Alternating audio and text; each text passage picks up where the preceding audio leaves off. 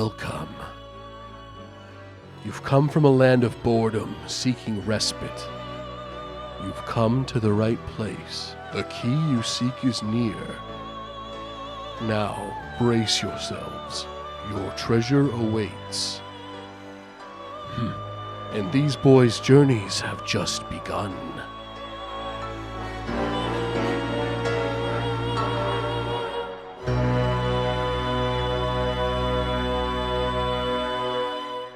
Hey, guys, what's going on? It is your boys. What's going on, everybody?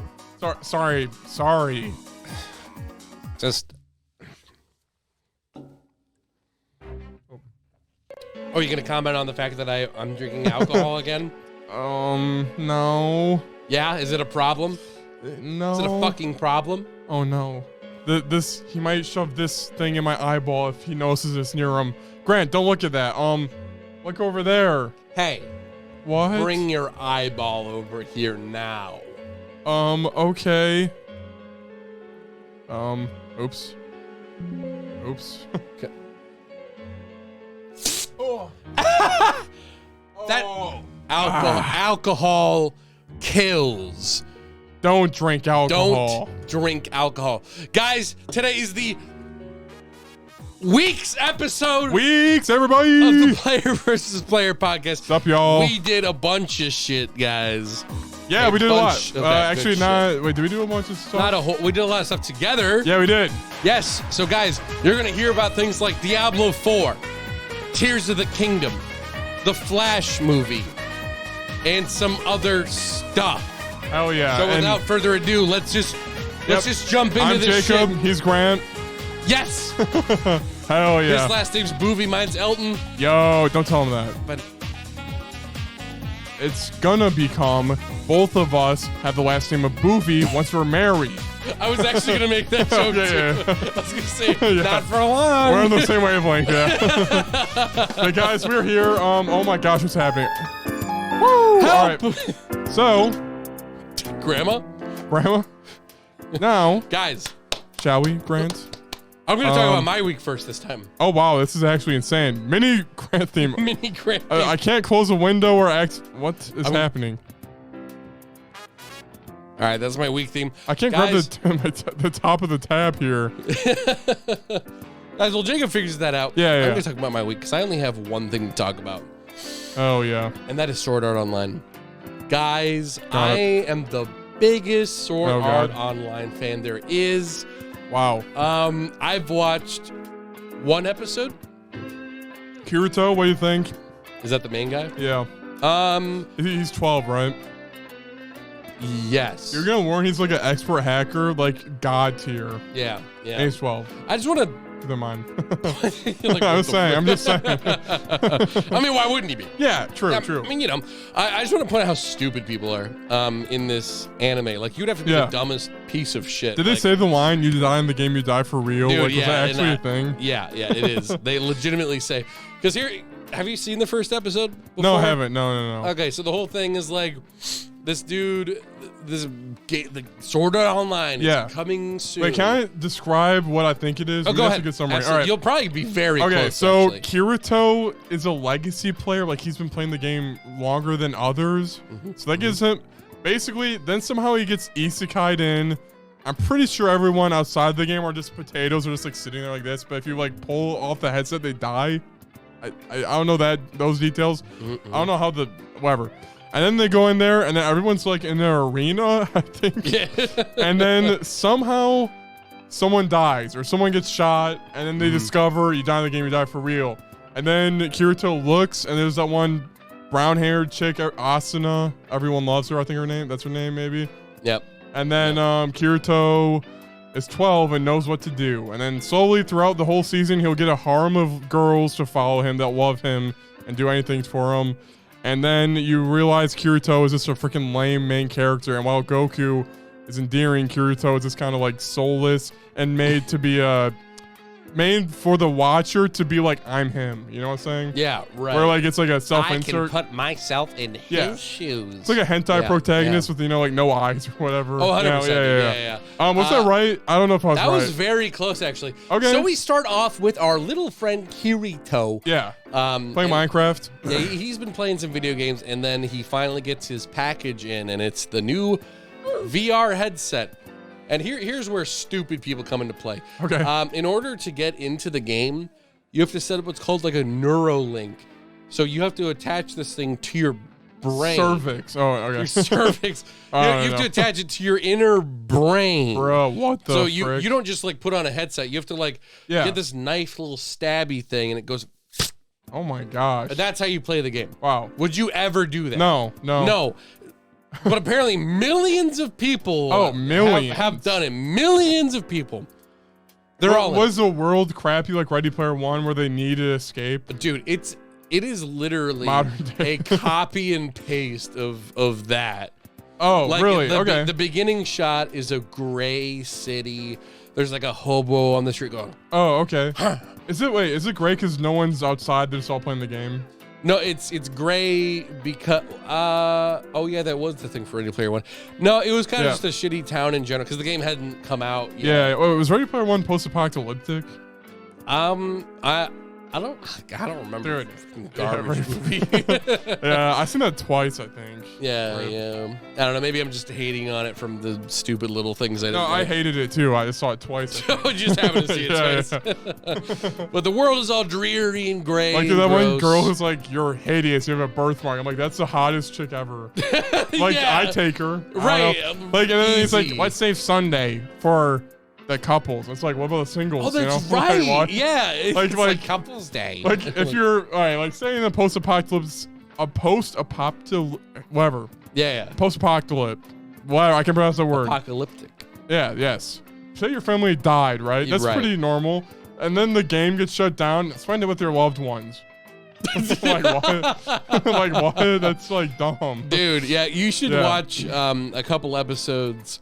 Not the whole show, because this whole show's kind of. Yeah, yeah. But the Amazon show called Upload. It's basically as this guy's dying, he's like, you have the option. The doctor's talking to him. Okay, if you sign this contract, you will die normally, and you'll actually just go to a graveyard, and that'll be it. But if you sign this contract, you'll go into this world where you'll kind of just you'll be dead, but you'll kind of just be like an avatar, and you can kind of like chill and walk around. It's kind of like that. Yeah. Interesting. But yeah, so I basically, remember you talking about that, I think. it was a decent show. Yeah, right on. I think the next season's coming out soon. I'll probably end up watching it. Yeah, It's an yeah. interesting concept, so I dig it. Like there's this one part where he runs out of money, so they're like, you're gonna get kicked out and you're gonna die, like for real, Jesus. unless you find money. And he's like, what the?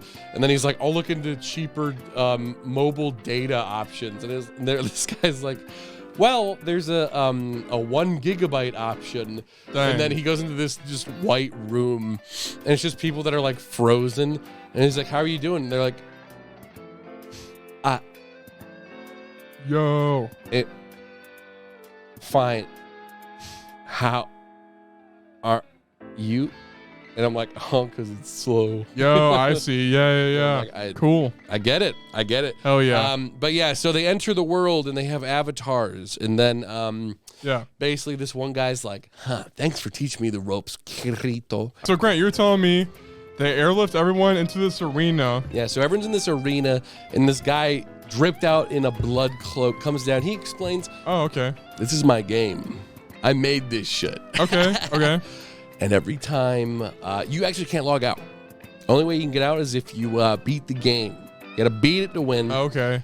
And if you rip off the headset, so you can't communicate with the real world.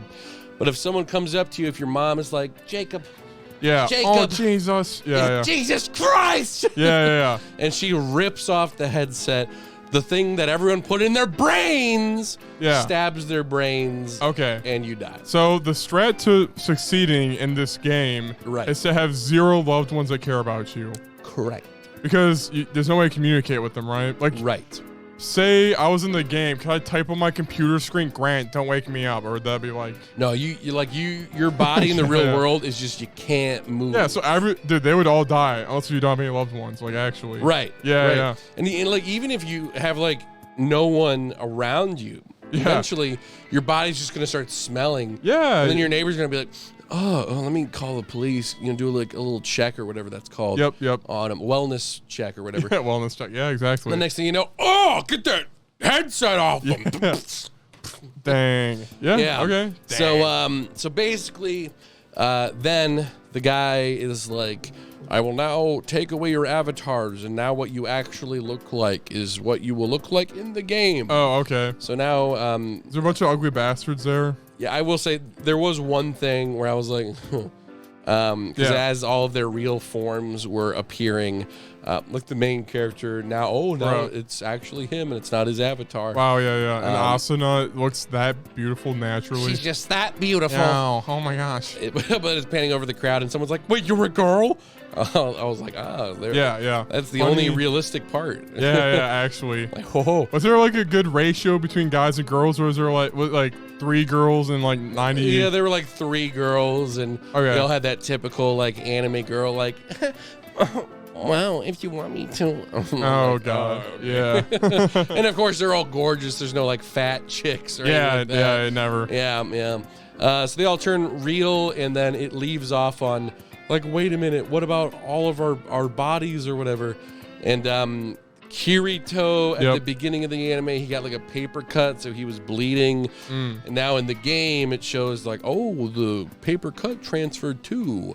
So now his paper cut isn't it. And then the last line of the first episode is, remember, if you die in the game, you die for real. Okay. So then it ends, and I was like, okay. So what would you do in that scenario? That's probably what the concept is like kind of doing, where it wants you to think, what do I do in that situation? Right. Well, you still have all the abilities of the game.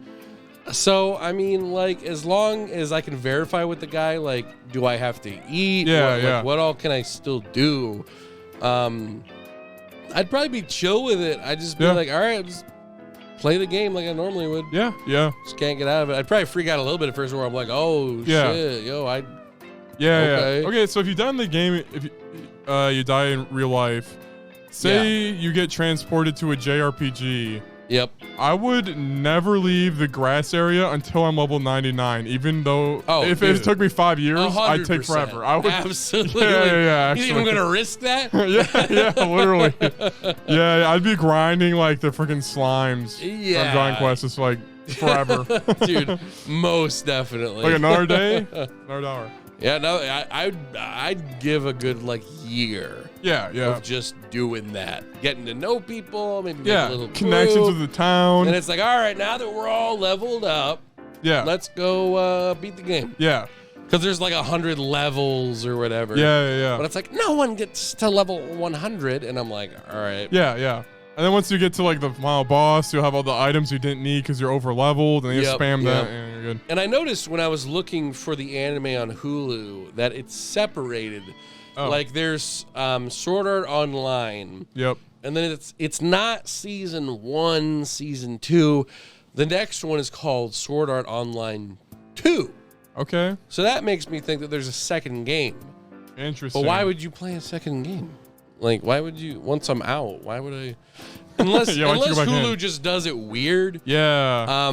I could spoil some key segments too if you want. You go right ahead. I think they have a kid in there. They have a kid in the world. Yeah, Mason. We could call Mason. Is he a big Sword Art Online fan? I think he knows the lore. I tried Googling some stuff. It's weird still. Yeah. But, basically, I think like the kid dies and Kirito hacks her back to life. like he actually has hacks for a 12-year-old. I see. Break the game's mainframe and bring a child to life. I see. yeah. Very cool. It definitely seems like the type of anime where it's like, if they want something to happen, they're going to pull some random bullshit out of their ass. And it's like, all right, you did it. I always see the comparison where Kirito is like, he's always strong, and like he has no weaknesses really. Yeah. And then people always compare him to Tower of God Bam. Like they're like all broken main characters. But Well, dude, even in the first episode, he was like that. Like, oh yeah, like everyone's playing the game for the first time. yeah. And this dude comes up to Kirito and he's like, "Can you show me how to play the game? You look really good. Like you're really good at it." And this dude, then they're like fighting a boar. Yeah. And then he's like, "All right, so what you do is on frame 3, you simply strike and then do an upward pose. Whoa. And then it'll actually lead to more damage." And I'm like, what the frick? How do you know this? Yeah. Like, you just more started at the same time everyone else did. yeah. Like, okay. Yeah, true. Yeah. And he's the only one, like, one thing I thought was dumb was after the creator shows up and he's like, you're the all creator trapped.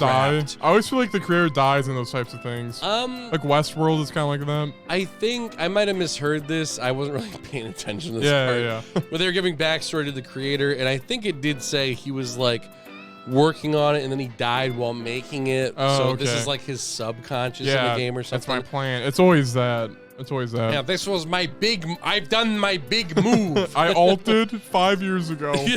And never been the same. Time for my alt. yeah. Because then he's like, you're all stuck in a game. And then I feel like okay, imagine you and a group of 100 people are stuck in a room. Okay. Battle Royale game. Yeah, Battle Royale game. And then someone comes into the room, they're like, hey, you're stuck here. Okay. Can't get out. Okay. You're stuck here forever. You either die or you kill everyone else here. Bruh. What would everyone do? Is the only way to get out kill everybody, or are you just stuck there anyway? You're stuck there anyway. People would just probably not kill each other. Right. Yeah. Well, they'd freak out. They freak out, yeah. Right. In this one, they're just kind of like... They'd freak out for sure. Yeah. They're just like, what? Oh my gosh, what? Dang. I'm like, bro, I'd be like, whoa! yeah. Oh, no. What do you mean? I wouldn't be... True. What? You've got to... Well, you got to be kidding. Like, there's one guy that was like, I have a meeting in the morning. I was like... Bruh. yeah. Was there one guy who tried to leave? And oh, you said that, right? And then he died in front of everybody? Yeah, that was another thing that he mentioned. No, because you can't... There's no example of a guy dying? You can't take it off yourself. Yeah, but no, like the masses didn't have proof they would die. Correct. Okay. So all that we got was the guy said 200 people have already died. Oh, okay. And then he was like, here's a bunch of news articles of people that have died. Because then that's where he explains the whole, if your sister walks in your room and takes it off, then you die. Yeah. Which I think it would be cooler if like you could take it off. Like, oh, in the menu, there's actually an emergency exit button, but then like it just kills you. Yeah, but that's not an option. What if you could take it off and then you forget? So then you go back. I'm copping Catherine full body. I'm just saying. Oh yeah. Like you die in the dream, and then he like wakes up, forgets. You know. But that is put on my headset again. yeah. That is the way you're saying it makes it sound like you want to play Catherine full body. I'm just saying. Dude, true. But like it just would have been cooler because now everyone's just kind of stuck there and maybe Autumn should play that instead of watching anime. Dude, oh wait, was that a good girlfriend play? I have shown her Catherine full body because I had to because I was on my Switch home menu. Oh yeah, and that was a game I played recently, and we know the cover art for Catherine. So I was like, well, now I got to show you to show that I'm not just playing hentai games. Isn't there like hentai furry games on the Nintendo eShop? Yeah, dude, it's like furry hentai adventure 3. Like, okay, it's like what? So I played like 2 seconds of like a puzzle, and I was like, there you go. It's not corn. Yeah. Yep, exactly. That is about it. So I would give the first episode. For real? I mean, it wasn't terrible. I just don't like the concept. I just think it's a very boring concept. Just very basic. Yeah. So I give it like a 2. Okay. Rip. R.I.P. So now is my week time. It is your week time, my friend. All right, I've been playing Street Fighter 6. Dude, hey, I need to get this one song in there. It's required. Let's freaking go, dude. Well, do you want to talk about Barry in the meantime while that loads? Yeah, true. I'll talk about Barry in the meantime. The newest season of Barry has dropped. I have not watched it yet. So okay, yeah. So basically, Barry, I I finished it all. Me and my dad saw it. Nice. Now you didn't really like the last season too much. No, dude, season 3, it just went places. Okay, I watched like 5 episodes. 3 months later, saw the other 5. Oh, I'm exaggerating a little bit. So maybe I'm a little disconnected in that sense. Well, big break in between usually means it wasn't catching your attention. Yeah, and So- it definitely wasn't, because the first 2 seasons like were good. The first season was fun. You know, you felt Barry, you really cheer for him. Second season, that's also, you know, like good. Yeah. Third one, just like Season 2 was a lot more like intense than season 1. for sure. I guess the way to put it is I don't want to spoil anything because you haven't seen season 3 or 4. Yeah. They're kind of like, all right, let's kind of make Barry kind of the bad guy now. And then it's like slowly he devolves, and they do these ballsy stuff at the end of the season 4 that makes me have respect for the show, but also the ending and the show itself didn't really leave it on a satisfying note. I respect it though. They went places, they tried. Okay. So So it surprised you in the end. yeah, it's super like not a popular ending. I don't think it'll be a popular ending, but I enjoyed it for what it was. That's cool though. That's Yeah, cool. yeah. I'll definitely watch them through. Yeah. It's just for some reason certain TV shows, like same thing with like The Mandalorian. Yeah. I'll watch a season and I'll be like, that was really good. And then the next season comes out and I'm like, I don't really want to watch it right now. Yeah. And I mean, Barry, like the season 4, I think I rated like 1 is the best, 4 is the second best, 2, 3. So That's 4, cool. near the end of 4, I really liked what they did with a lot of characters like Fugues. And season 3, dude, he's just like in a cabin the whole season. It's like the most lamest thing ever. Oh, he's like hiding out. and or he's just whatever. annoying because it's like he's by a goat. Haha, funny. I don't know. Yeah, it's like the whole thing. or Yeah, whatever. yeah. And it's not the whole thing. I'm not really spoiling much, but Yeah. So basically, yeah, I saw that, and the ending was pretty good. So Overall, is the show over now? it's over. All right. Yep, What would it's you done. give Barry? I thought they were in going to do total? 5 seasons, so maybe they had to end it. I don't know. Oh, weird. Interesting. I don't know. But Barry in total, I would give a 3 out of 5. I think it's a solid attempt at a dark comedy in 2023.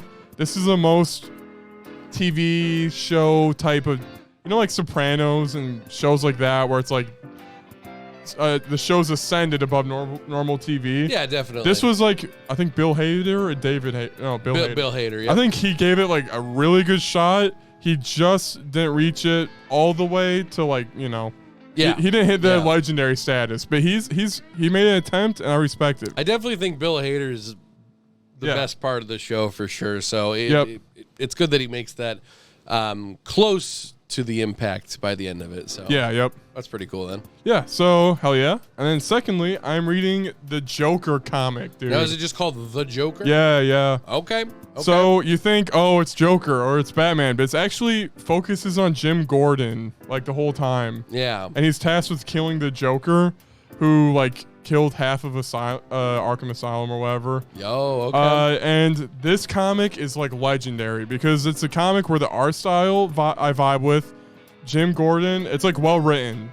And it's from Jim Gordon's perspective and all that. And, you know, Batman shows up, but he's not really the main character of it. I think overall, it's a really good comic. That's super cool, actually. Yeah. I really. Is it like a long one? Is it just like one graphic novel, or is it like a? It's series like a that's series. ongoing? Like there's like 20 books, volumes. Oh, I'm that's like, I'm cool. eating good. I'm still reading it. Dude, the feast has begun Yeah, for hell Jim yeah. Gordon fans. Dude, yeah.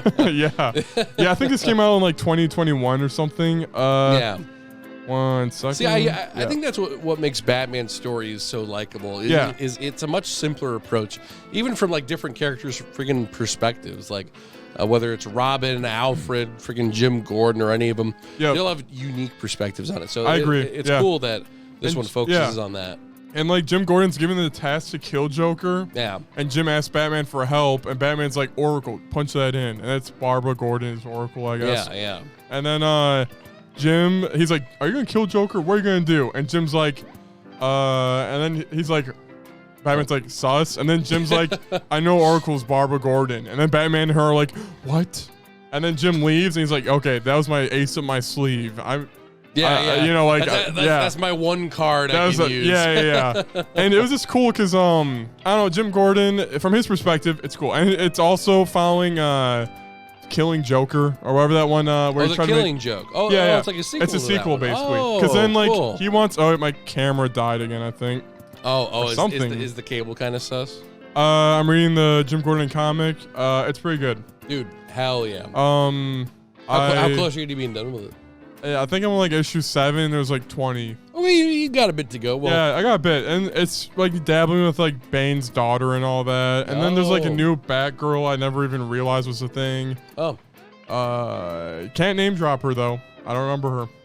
Fake fan. Not memorable. I mean, I did like so for Batman. You know, Nightwing is my goal. I actually haven't really read much Nightwing comics. I should. But like I wanted to get. I watched Batman Year One, Batman The Long Halloween. I watched the one where I watched Dick Grayson Year One, Barbara Gordon Year One, and then I was dabbling with the Jason Todd stuff. I just watched Killing Joke. Yep. And then I never saw a Red Hood when he got traumatized, right? Beat up by Joker with a crowbar. I remember. I remember something about that. Yeah, I never saw that one. Tim Drake, I don't know much, so that's kind of my like knowledge right now. Yeah. This comic, I have enough knowledge where I'm like, this slaps. Like this makes sense. Yeah. And like every chapter ends with a twist, which is exactly what I love. You know, you don't know what's gonna happen next. And some comics, it's a little, I don't know. Sometimes when the art, like one comic, dude, that's like the best Batman comic ever. It was like him going into Arkham Asylum. Every prisoner escaped and is trapped in there, and the Joker's like, I have a hostage. You have to come here. But the art is just like so up its own ass. I freaking hated it. Like it was like a I kind of want to see what it looks like right hyper realistic. Yeah, let's see if I can find it. now. Like way too detailed or something. Like it's like I've seen this before. yeah. I guess this is a good example. It's like, dude, I was supposed to see Joker, bro. I don't want to see like some hyper crazy. There's like some like there's even Arkham Asylum. What's the comic called? Is this Just Arkham Asylum, I guess. Okay.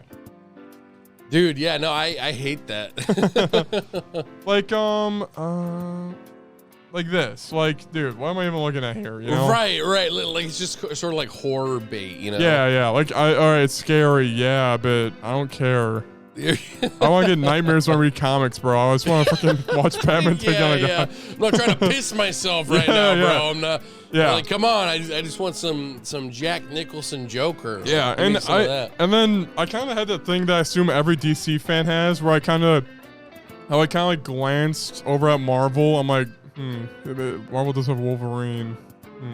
Or am I like, Spider-Man does sound like a good read right now. Like, That's what do I have? All right, Superman, but okay, that's fine. But like, all right, when I see, all right, I could read a Superman comic. Right. I could read the best one ever. He's gonna die, and he talks to all his loved ones. You know that Superman, Man of Tomorrow. Yeah. But like, I'm like, well, if this is the best Superman comic where he dies, I haven't seen him live really. So then I'm like, right, dude, exactly. So I can't jump into that comic. So then I watched. So then I read a Lex Luthor comic, and that was kind of cool. But then I don't know. It's from Lex Luthor's perspective. I'm like, I want to see Superman's perspective. So basically, sometimes I'm in like a superhero stun lock where I feel like I can't enjoy their comics unless if I know their origin story. Definitely, dude. I feel like when it comes to anime versus or manga versus comics, anime is harder to get into than manga. Yeah, manga is just very straightforward. It's easy. The number one. Keep going. Yep. But when it comes to comic books, shows are a lot easier to get into than the actual books because there are so many different like chapters and volumes, and writers and artists and all that, and there's so many different things that go into it. For example, I read the whole Batman, the Dark Knight Returns, where he's like old and then he comes back. I forgot to mention this. This is a comic as well. It's pretty good. And like basically he fights Superman. It's hype. It's cool. It's hype in the book.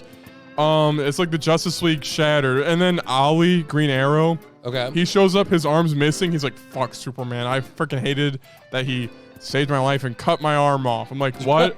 And I Googled it. It's like Green Arrow, issue number 98. Superman shows up momentarily. I'm like, what the frick? It's like, what are you talking about? So it's weird like that. Yeah. Like there are some that are a lot easier to read. Like if you look up Marvel Ultimate Comics. There's like a group of like 5 different comics. Okay. And there's like a whole timeline you can read. But even then, there's still like step by step, you know. Yeah, and you I need think, to read this one and that one. Yeah. And I think what a lot of writers don't realize is that when people are getting into these, typically they're getting into it because they like that specific hero. That's like the only way to do it almost. Like just because you're reading this Batman comic doesn't mean you read this random Green Arrow comic. Yeah. Like, true. You got to explain it more than that, or keep it separated. Yeah. That's why I like the newer Batman movie that came out, because it's separate. Dude, yeah, the new Batman thing. Yeah, that's so much better than the Flash, man. Dude. Yeah. Yeah. So yeah, comics are good, and yeah, that Return of the Dark Knight, that's like a certified banger. Yeah. And it's a banger. It's good. Dude, hell yeah. It does more like Batman's perspective, where he's like, I got lucky, I'm old, and then like the Joker shows up, and then like the Joker like snaps his own back, so everyone thinks Batman killed him. It's crazy. Dang. Okay. But it's like moments like that make me go, oh, that's hype. Or like Superman, the way they frame Superman is cool, and I wish there's more Superman comics that made me feel that. But it's always Superman's like best in other people's comics almost. Right. Like right. Batman's like he pulled up, and then Superman's like on the cliff just looking. It looks beautiful. Yeah. There's birds flying around him, and it's like, you know, It's man, like, it's tomorrow. I want to see what he's doing before and after this. Yeah. Well, actually, before and after, he was like destroying World War II stuff.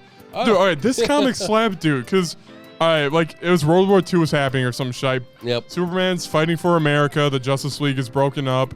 Batman's like, you're a pussy. You're just saying yes to the higher ups. You know, we could have done this without them. You know, and then basically, Batman's correct. Superman basically dies in that war. He like takes a nuke, moves it, gets blasted by the nuke, and then he's like shriveled up and dead. And then he's like, Mother Nature, please give me strength. And he touched the ground, and he re-energized, like revitalized. He's like, and then in the nature, the forest just got destroyed. I'm like, what? And he's like, I'm gonna talk to Bruce. I'm like, yo. So then that's where the Batman versus Superman thing comes in. Dang. It's cool. And then that's cool. I'm just spoiling this because you know what, comic. Who's gonna read this? Well, you should read the comic. Yeah. But like Batman's wearing earplugs because he's gonna blast Superman with like this like super, you know, loud siren. Ray. Yeah, exactly. Yeah. So then like the fight, like Superman's talking and it's just Batman's thoughts where he's like, he loved to talk. Well, too bad he's not gonna persuade me today. And then he like, you know, they fight. Yeah. And then it ends where Batman died. And then it's a one coffin scene from the movie almost where Batman's heart starts pumping and Superman's like, looks at camera, he's all happy, you know, like, hey, he's still there. Batman's still there, you know. Guys, don't worry. And then he's alive. And then Batman's under the city with a bunch of mutants, and he's like, let's make an army. It's like, okay, I'm not gonna read this anymore. the cool part happened. And you lost me. yeah. But yeah, anyway. So that's kind of the experience of comics with me, guys. It's my experience. Such a difference. Like Like I love Superman's thought process as he re-energizes, but it costs the world. Yeah. Next up, Batman and the Mutant Army. yeah. Like, what the hell? Yeah, it's like, what? Yeah. So there's, you know, cool interactions happening, but in DC, like, you just look it up, and then they're like, New 52 suck, Dark Crisis sucks. It's like, what? They all suck. I hate them. Rebirth is good. There's only one good Superman comic, and it's the first one. Damn it. Damn it. Read in order. Yeah. Read in order. Is it possible to read in order? Like, I mean, you probably could. You'd have to go through a lot of garbage, probably. yeah. A lot of trash. Mm-hmm. Yeah, but that's basically what's been popping. So. Hey, yo. What, did you talk about Street Fighter 6? No, I didn't. I was trying to find the perfect stage OST. Here we go. Dude, let's go, bro. Dude, I have not played much Street Fighter 6 because of my Tears playthrough. Yeah. But now that I'm done, I'm going hard on it, bro. Hell yeah, bro. Hey, yeah, dude, so... how has your playthrough been? Yeah, it's been pretty good. I did a little bit of the story mode. Have you been playing much of the story mode? I haven't started the story mode at all. I've just been doing the Avatar open world thing. Oh, hell yeah. Yeah, no, dude, the story mode, it's like Yakuza, not as good, obviously. Yeah. But it's kind of a vibe. It's like if you don't want your heart to be pumping in a multiplayer match, just play that, unlock some customizable items for Avatar. Hell yeah. It's chill. That's cool.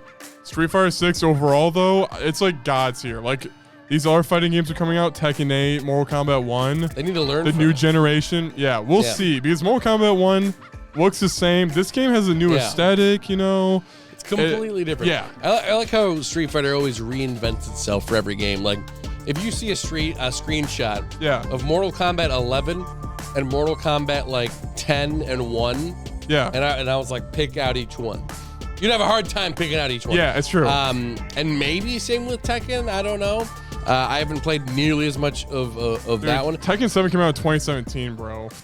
No, not in terms of like years. No, I was complaining randomly. Yeah, it's like if you even looked in the past, honestly, you might not be able to tell the difference. Dude, yeah. No, didn't Tekken 8? I forgot to mention this. Didn't they release something called like Tekken 8 Cunt? It's like CNT or whatever. I don't know. Dang, that sounds familiar though. It's like some sort of like network testing thing, but they couldn't call it CBT because people were like pissed off about that, so they were like, "Oh, CNT." I looked up Tekken 8 Cunt. Yeah, Tekken 8 Cunt. Oh yeah, CNT. Yeah. I don't know if you guys can see that. Yeah. Oh wait, what's up? Tekken 8 Cunt. Coming soon. Yeah. So Street Fighter 6, like, okay, negatives, menus are confusing. It's like you can like switch all your characters to classic or modern. Yeah. I never can find that button again. It's gone. Like, dude, okay, I'm so sick of picking up a fighting game and going, how do I do this button combo? And then I go into the menu and it's like red L. yeah. Blue. You can change that button. too, but it's probably just in the menu. You can find it. Yeah, no, exactly. Well, yeah, cool. This one does it to where it's like, oh, here's the PlayStation buttons. Okay. Thank you. Like, bro, what one's heavy kick? I don't remember. Like, I just started the game. Like, come on.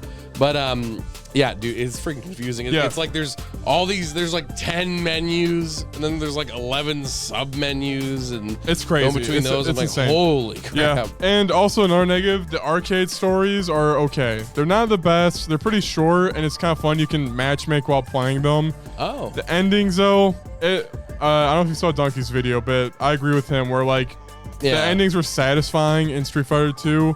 This one, it's like, it's up in the air, so maybe they're gonna like add more later on down the line. They end on like a cliffhanger or something.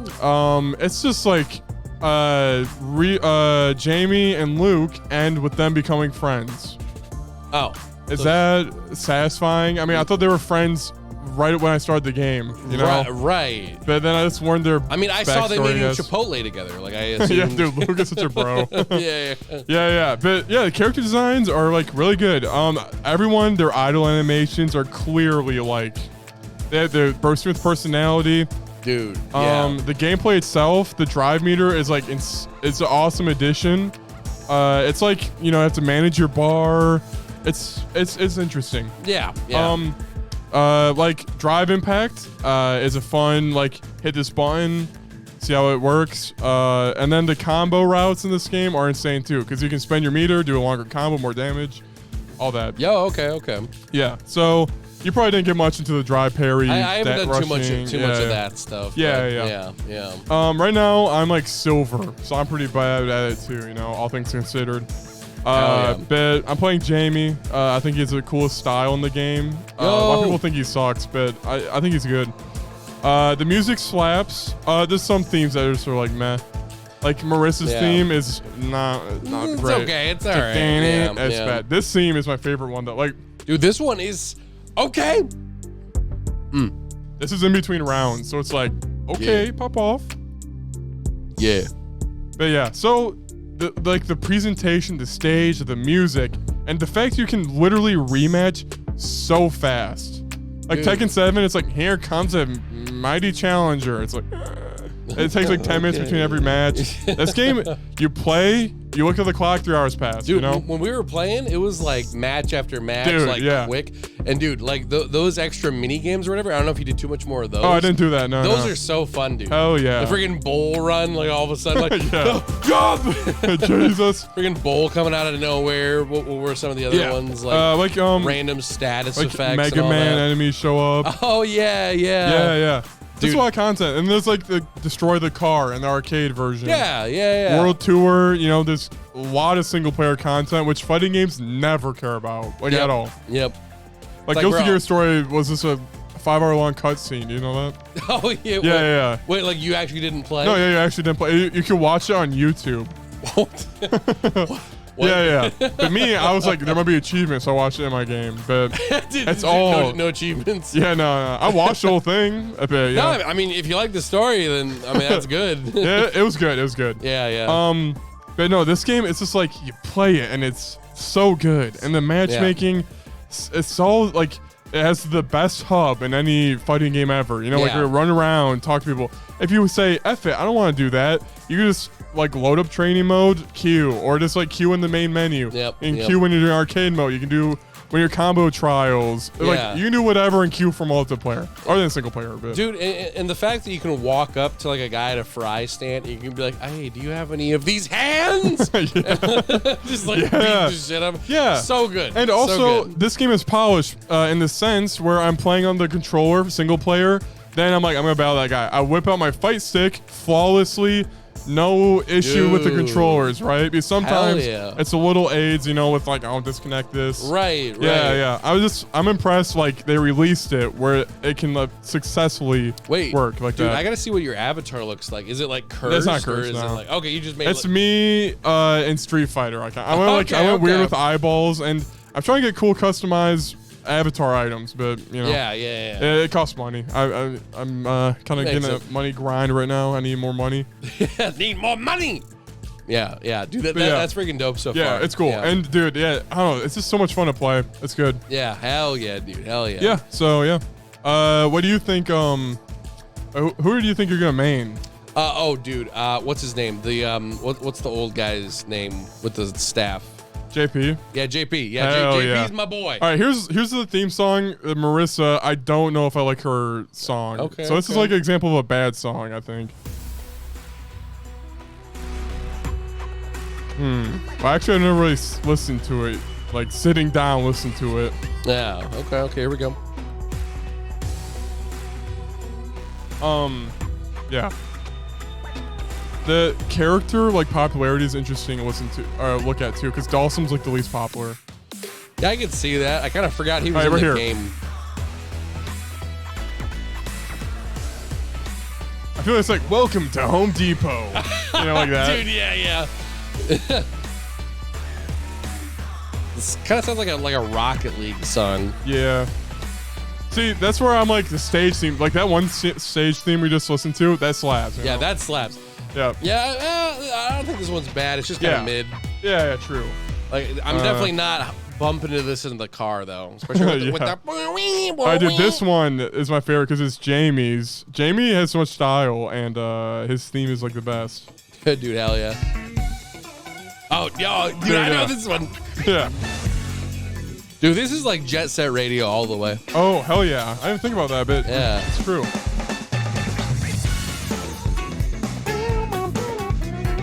All right, cool. But,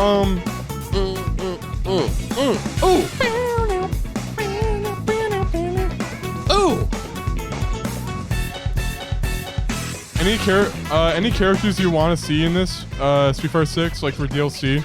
Oh, Akuma. Oh, he's going. So we're good there. Yep. No, sorry, Asura. Dude. Can you refresh me who that guy is? He was in Street Fighter 4. Had his own game called Asura's Wrath. That sounds familiar, yeah. Very controversial game because that was when DLC was starting to be a big thing. The final chapter of the game was literally locked behind like a $5 paywall. Wow. Yeah, very scummy. But the character is dope as frick and was so fun to play. Oh, is he like Evil Ryu kinda? Kinda, except like 10 times more badass. Wow. Yeah, he is pretty badass. Yeah, wow. like, dude, I miss that, dude. Huh. So good. That was my main 4. Yeah. Yeah.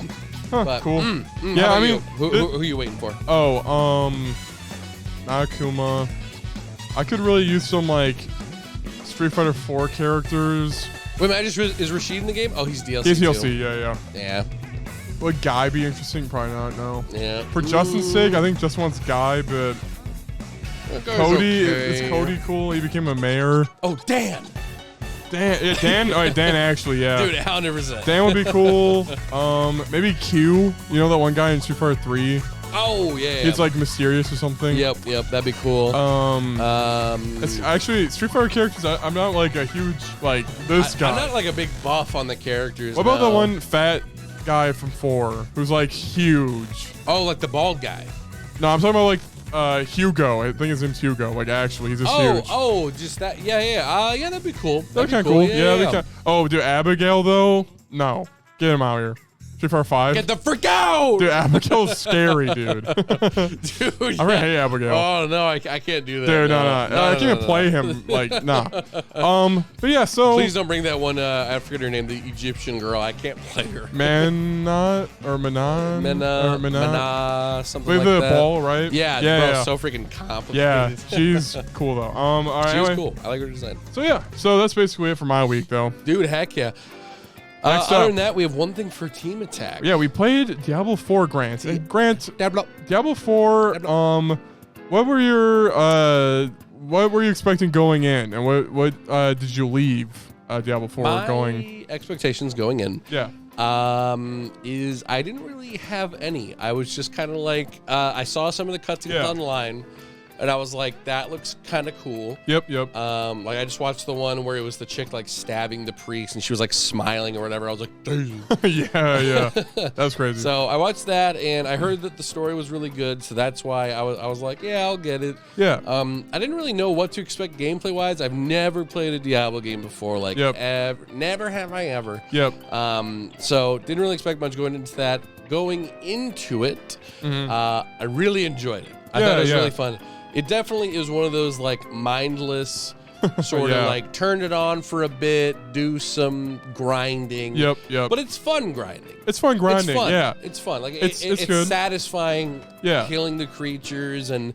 It's like a marathon, not a sprint, I guess. So like it's like you slowly over time get stronger, you know, get the cool armor. Exactly. Yeah. Like the loot and stuff, that's definitely the most addicting part. Oh yeah. It's killing just a massive group of enemies and then just being like, okay, take. Yep. Going to my menu. Okay, oh, this one's better. Okay, this one's better. And then just kind of seeing what my guy looks like. All right, keep going for a bit. I have no desire to get anything really from the shop. I looked through that for a bit. You can upgrade the shops in 3. So I'm wondering, like, can you hit a button and the building looks cooler? That'd be awesome. Yeah, that'd be cool. Because they did that in 3. So yeah, definitely. But no, I really like it so far. We did a boss, and I was genuinely.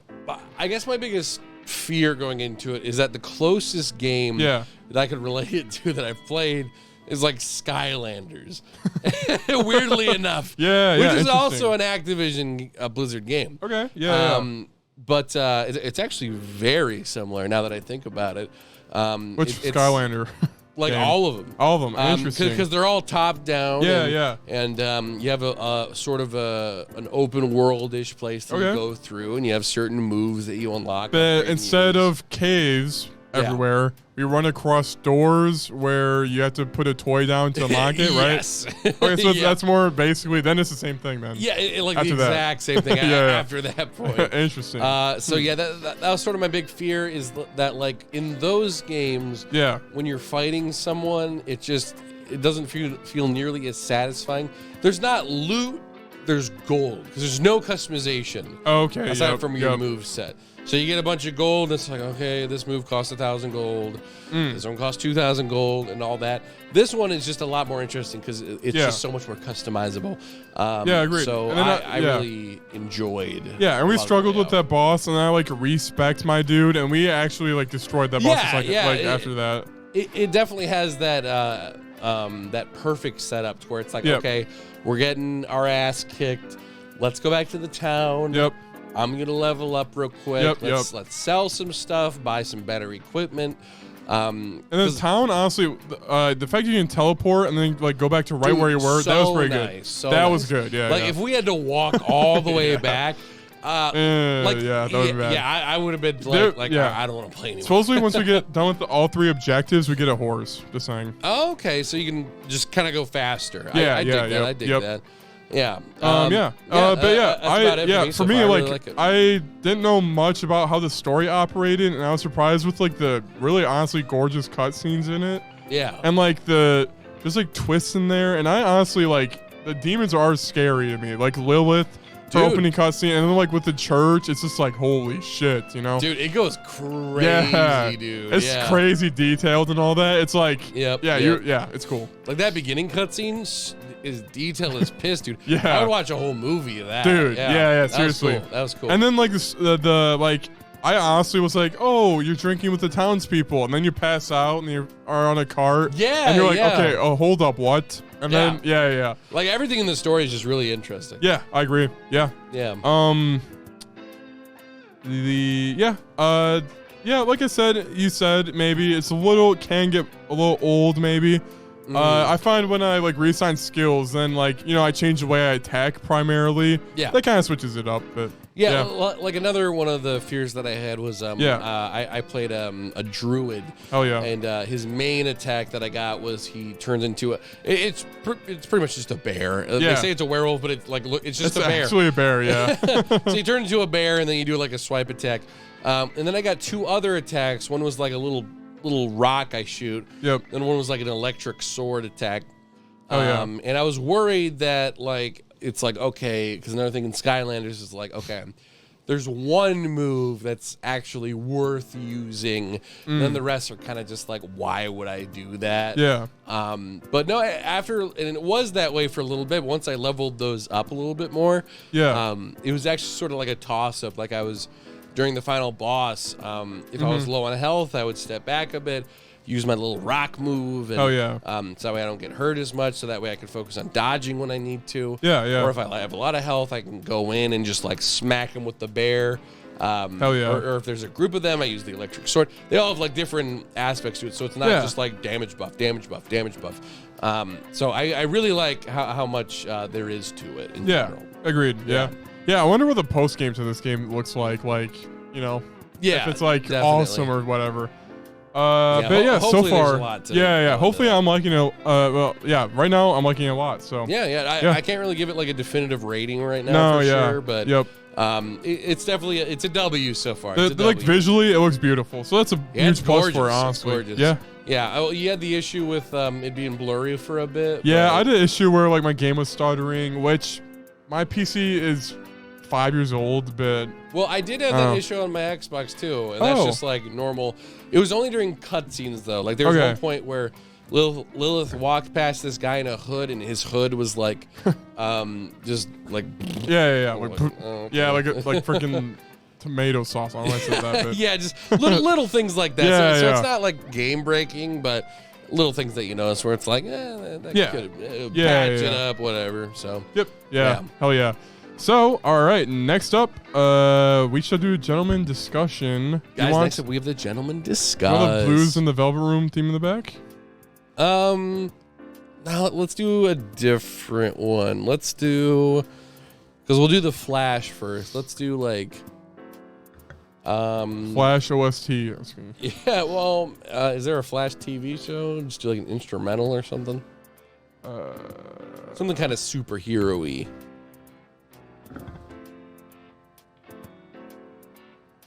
Oh, dude, I think that My Adventures with Superman is coming out soon. I'm pumped for that one. Dude, Lois Lane looks sick. Dude, she's a baddie, dude. Dude, she is. All right, Justice League Unlimited 10-hour intro theme loop. Yeah, sure, it works. Yeah. I'm not gonna look up. The other option is CW Flash. So No. theme song. Did you see the big finale was like shown off or whatever? Oh yeah. Yeah. Oh, and we'll talk about it. But all right, you want to turn All it right. down just like a tiny bit more? Oh, for sure. Perfect. Okay, was I running the podcast music too loud? No, that was fine. I just Okay. thought this one specifically was just Okay, a little cool. too loud. Guys, welcome to Gentlemen Discuss. Today we're Welcome. talking about the hit movie, 8 years in the waiting. We have just seen The Flash. The Flash guys. Yo. Holy crap, guys. Jacob pissed himself in excitement. I did, yeah. I couldn't hold it in, guys. Dude. I couldn't hold it in. We just got done seeing this movie. We're going to go through it. Let's just go through the movie. So, guys, speed around, build up a pillow fort, turn on our review, and then speed around and take apart the pillow fort, like the movie. Guys, for the ultimate interactive experience, if you could run while you listen to this review. Dude, what was even the music in the beginning where he's like, when he's like running? You know, initially, the title of the music was like funny. I don't know.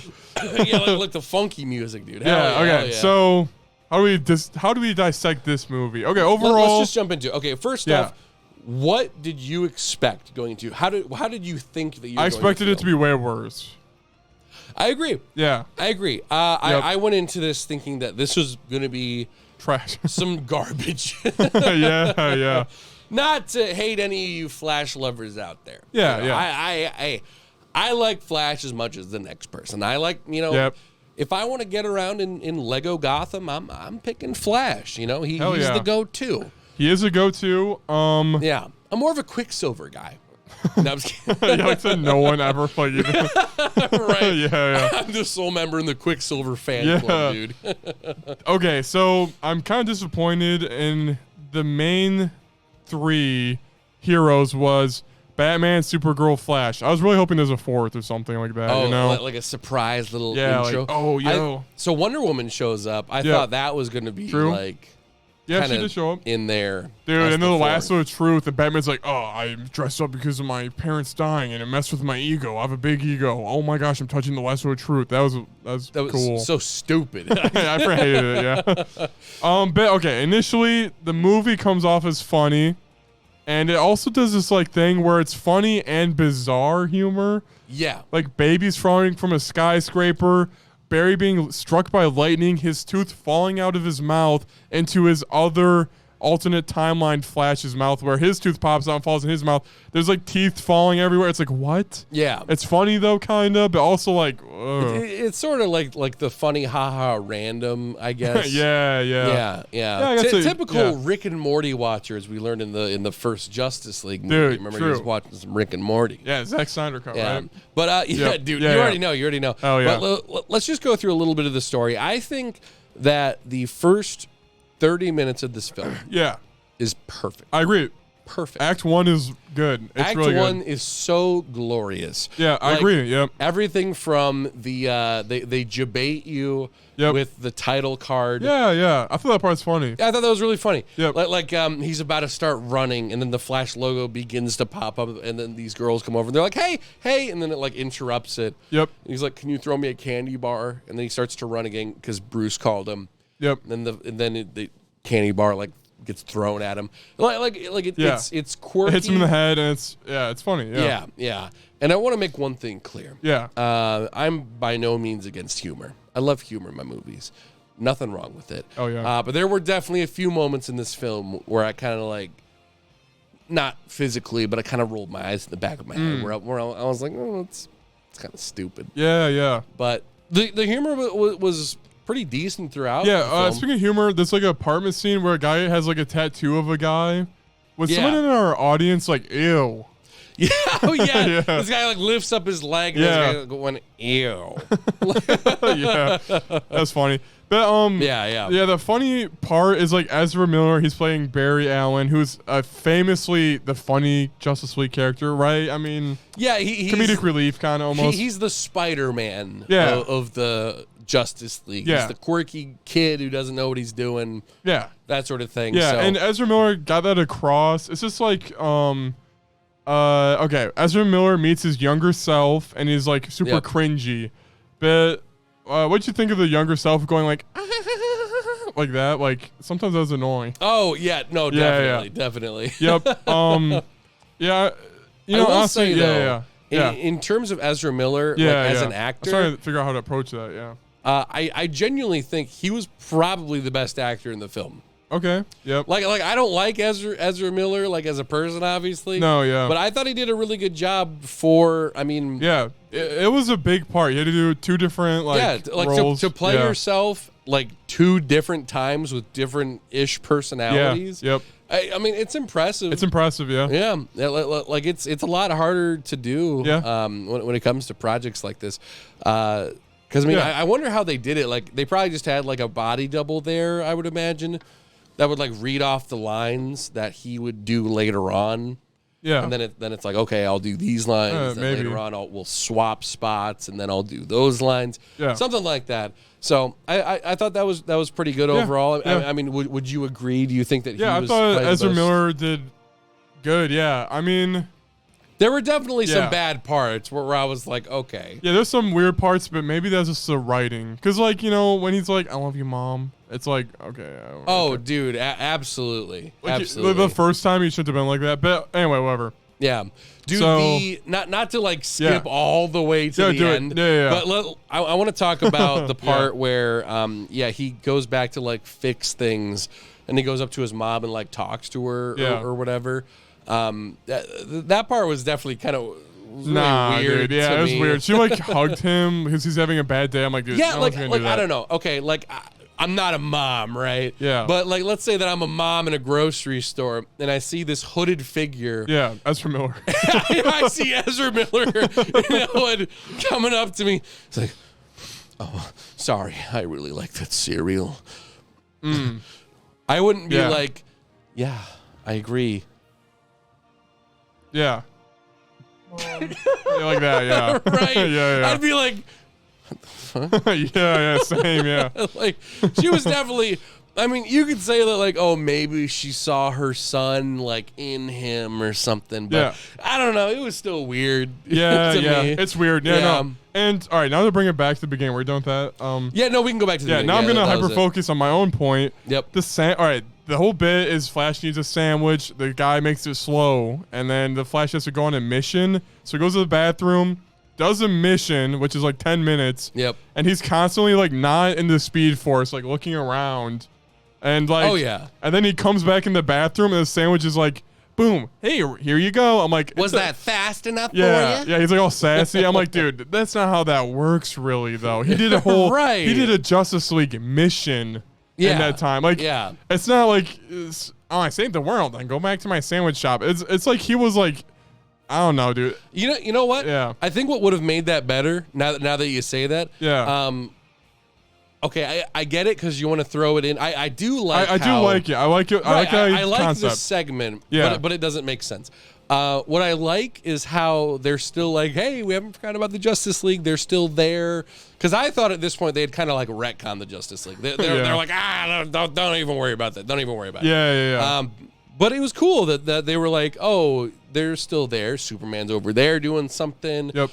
Batman's over here. Wonder Woman's over there. Cyborg's off doing something. Aquaman's drunken at the end of the movie. Green Lantern doesn't exist. Who? Roy Harper, what? Who? What? No, that's not Roy Harper. What's his name? Hal Jordan. Hal Jordan. Yeah, that's it. Yeah. Who? What? Yeah. Didn't hear you. What? But I think what they should have done Yeah. is, let's say he's waiting for his sandwich, and then he goes into the bathroom and changes.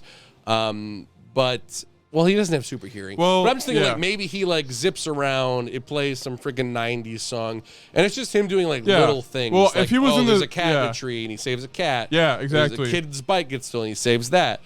Just does a bunch of like little things here Yeah. and there. I- Zips I, back, like- sandwich is done. Yeah, I can deal with him like zipping, punch a guy in the face, going "thank you," and then he like runs back. Right. Not like save 10 babies falling. Right. Yeah. And and like you said, he wasn't even Yeah. using the Speed Force the whole time. Yeah. Like at one point, He complains to Alfred several times. Yeah. Yeah, he complains to Alfred. He was like hanging off of trying to help this one, trying to Yeah. help Batman up at one point. And there was one point. I think it was just a dude, not Batman. But yeah, he did leave the. Yeah, There's a you're right, sinkhole, you're right. and then he's like, "All right, bye," and he like helped the guy get a handhold. yeah, exactly. Yeah. But like the part where he's like doing the water pipe stuff. Oh yeah. I thought he was gonna go like.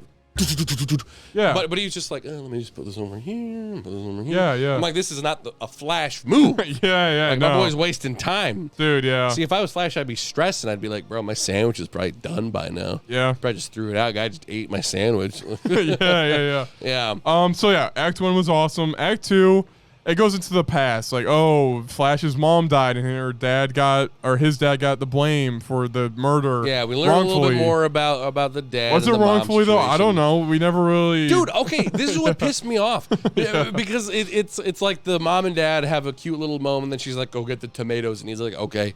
Then the kid goes upstairs, comes back downstairs. There's a dad knife comes home, like literally perfectly right here, sticking out. Like, oh, like, yeah, dude, and like the dumbest moment. Like this dad's an idiot. He sees maybe he's in shock, whatever. Yeah. But he sees the knife in his wife's chest. What's the first thing he does? Does he pull Let me it? touch it. Dude, Bro, pulling. you idiot.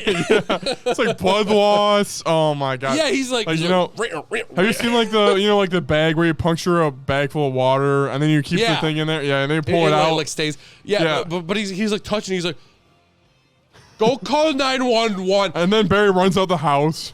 Call 911. Yeah. You dumbass. Yeah. Bro, like, of course you're going to get caught for that. Yeah. And, like, here's the thing. I don't know how it is in the comics, but, like, he goes back in time, right?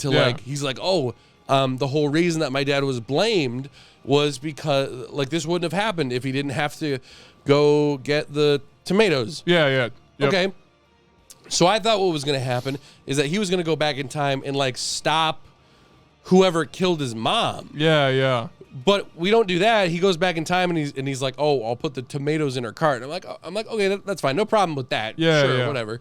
And then he goes home and then he starts going through the timeline, and then it shows like, oh, his 10th birthday, Yeah. his 15th birthday, his 18th birthday. And his Initially, mom's there I the thought whole that time. room was cool, by the way, too. But then I'm like, no, CGI ruined it. Yeah, exactly. Like I actually did like the whole like, oh, you can see events as they're coming. Like that's cool. Yeah, because I was expecting like him running and then events passing like this, you know? Right, Instead, it's like a weird circle room. It was unique. Yeah, it was unique. Yeah, the concept was good. Execution-wise, failed. Exactly. CGI sucked, yeah. 100%, dude. Yep. So you have that, and then he gets to the future. See, I thought what was going to happen is like they would explain more on how she died. So because the dad was home, the guy just didn't show up to kill her. Yeah, or like that wasn't ever really explained. I mean, I know I'm nitpicking a little I think bit they here, did mention like he thought no one was home. The car was gone. I think that's what they said. Oh, did they? Yeah. Okay, I, think I must have missed that then. It's it's a long movie. Yeah. Well, I just thought maybe it would have been a little bit better if like okay, the Kid Flash goes downstairs and there's like a dude running off. So that way you can see some like because it does look weird when it's just like, okay, I'm gonna go upstairs now. Oh, I think I forgot my wallet downstairs. What the? And there's like just a kitchen knife in her chest. He's like, call 911. I'm like, what the hell? Dude, yeah. Whoa. And there was also, all right, so then he misses his younger self. He doesn't explain he's from an alternate universe where his mom and dad died, or mom died. Yeah. I thought they were going to lean more into like the younger Flash going, I'm not going to a world where my mom dies. F you. But that never really became like a drama moment between them, really. Wait, you mean like okay, when, so when younger, he realizes that the older one's mother died? Yeah, because like he's like, okay, I guess the younger one, he was mature in the end. He's like, we need to kill our mom. But dude, like if I was the younger Flash, I don't know. I was just expecting more of a conflict there. Yeah. When he kind of he resisted a little bit, and he's like, all right, we'll kill our mom. I'm like, all right, whatever. In the end, he's like, I'm gonna actually sacrifice myself to protect you. Yeah, exactly. I don't know. It's just like, it's just kind of out of nowhere. It was just a weird way of doing it. Like, okay, because all right, we're skipping to the end talk, I guess. Yeah, almost. yeah. Which we'll get this over with now. But all right, there's that purple evil dude who could have been Reverse Flash like easily. Yeah. It turns out Barry is in a like time loop, or almost a time loop, where he can't save Batman or Supergirl. And from this Zod. was the younger Flash that kept doing that, right? Yeah, because he was getting the abilities and all that. Yeah. So actually, I'm sorry, can I mention something real quick that I thought didn't make any sense at all? Yep. Okay, so we're at the end of the movie, right?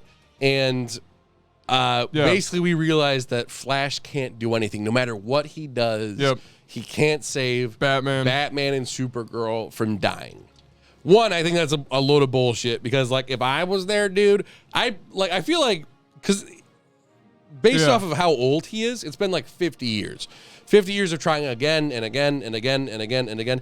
If I was there, I'd be like, okay, I'm gonna go back even further. Yeah. I'm gonna like just literally take Batman and Supergirl and just run. Yeah. Like Zod isn't faster than me. No. Like, bro, I'm gonna just book it. Yeah. Like, what are you Yeah. talking about?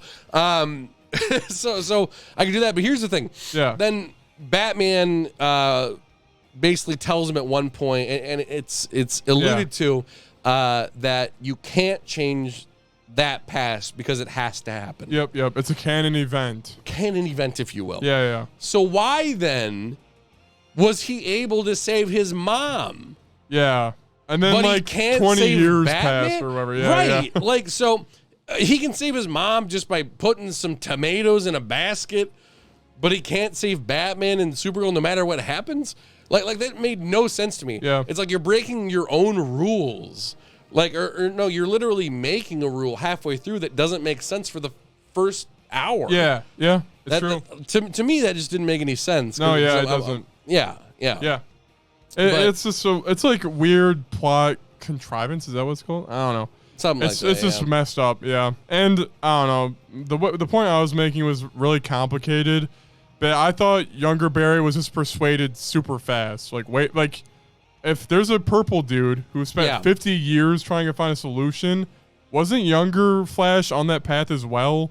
Like why did he get persuaded? Like I thought he was whatever. Yeah. I don't know. It's a No. freaking mind timeline thing. Dude, exactly. Yeah. See, I think the movie's great until it goes into the whole timeline thing. Yeah. 'Cause then everything starts overlapping on Yeah, itself yeah. and things just don't make any sense Dude, anymore. the 'Cause, animated movie was like, Yeah. bam, you're in the world, bam, you're back. It wasn't like, ooh, like treadmilling through time Dude, and all exactly. that. Yeah. And when younger Flash died, I was like, oh no, now older Flash will die. And then he doesn't die. Yeah. And I'm like, okay, so they're not connected. Yeah. Okay. So these universes can exist at the same time or they can't. And then they have this whole Marvel thing where it's like the universes are colliding. So we see like Christopher Reeve's Superman. We see Yeah. like Nicolas Cage Superman. And yeah, after seeing Spider-Verse, man, it's just like the multiverse does not hit in this movie. Dude, I'm not no, excited. It doesn't make sense at all. Yeah. Like they do this thing. Their explanation for the multiverse is okay. It's like a noodle. Where yeah. so okay. The fact that do you we say remember- canon event during this review is like, it speaks a lot. Yeah. Like, okay, do you remember how it's explained in Endgame? Which I thought was a pretty good explanation. no, I don't. So basically, the way that it's explained is you have one line, and if you go back in time to a certain point on the line and you change something, there's now two different realities. Okay, yep. One where that thing Oh. wasn't taken, and one where it was. I remember that. Yeah. So, and then in Spider-Verse, it's like a similar thing. In this one, it makes no sense. So basically, yeah. if you go back in time and change something, it says, oh, the past was also changed. Like the Yeah, past from dude, that yeah. point is also changed. So that's how it's explained. Like, oh, Yeah. Batman's story is different because you changed the tomatoes. Because you put tomatoes in a cart. Yeah. Now it's Michael Keaton. yeah, true. What? Yeah, and then they're like worlds are colliding, and then it's like two plants collide. Yeah, It's and like, then oh. other random ass marbles are Yeah. like kind of there too. And so I'm like, okay, well, so those are different dimensions. Did Barry, when he initially went back in time and changed it, Yeah, did that create a second marble? yeah. Or but did then it what if just- it's the original? Yeah. Right. Or did he just like merge two marbles? Yeah. Because Oh, now man, they it's both confusing. exist in the same time. Yeah. And then when he goes back, George Clooney, the worst Batman is Batman. Yeah. Dude, the Is that a cameos. third marble? Dude, it's just especially after seeing Spider-Verse, I was just kind of reading comments Yeah. about Miguel's character. Yeah. And then people are like, I'm so happy they took our Miguel from the comics and he's acting exactly how he would in the comics. Here, I'm like, I see like all these different Batman and Superman, Yeah. and they just stand there and then just kind of like, Yeah, they don't do anything. All they do Nothing. is just look. no, yeah, there's zero. It's just like, Yeah. like fan service by just looking in, but when you actually like look at it, it's like you inspect it a little bit. It's empty, soulless. And again, let's compare it to another multiverse movie. Yeah. No Way Home.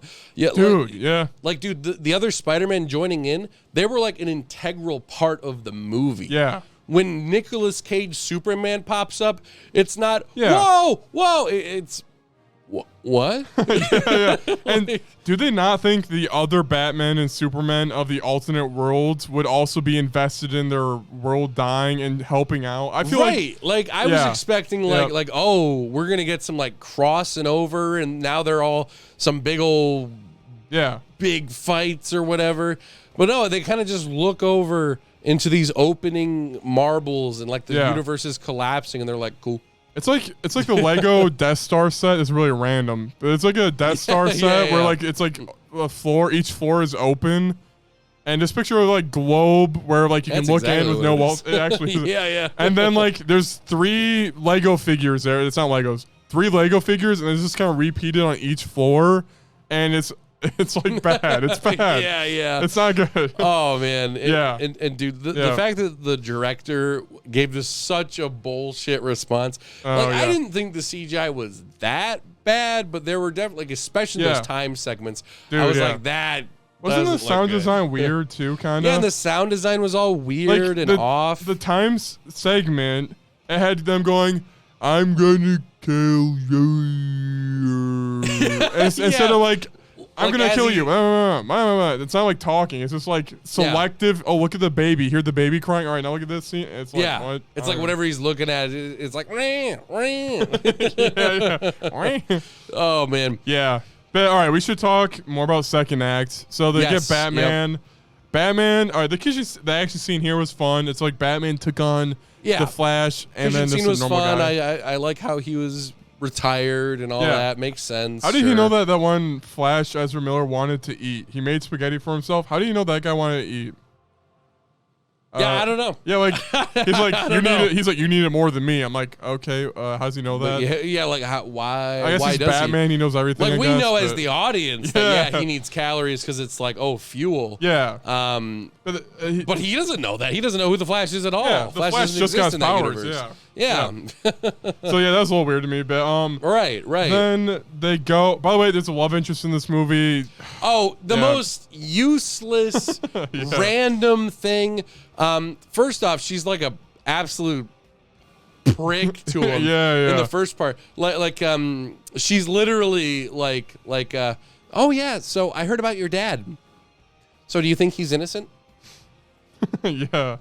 Like, bro, you asshole. Dude. Like, freaking. Yeah. Don't ask me about my dad. Like freaking get the freak out of here. And then at the end, she's like, maybe you should ask me on a date. And I'm like, in what world? Yeah. In the what whole world? time I was just like, oh man, I'm single. Younger me as a girlfriend? Oh no. It's just What? like, You gotta be freaking kidding me. yeah. It's like, bro, we don't need this. Yeah.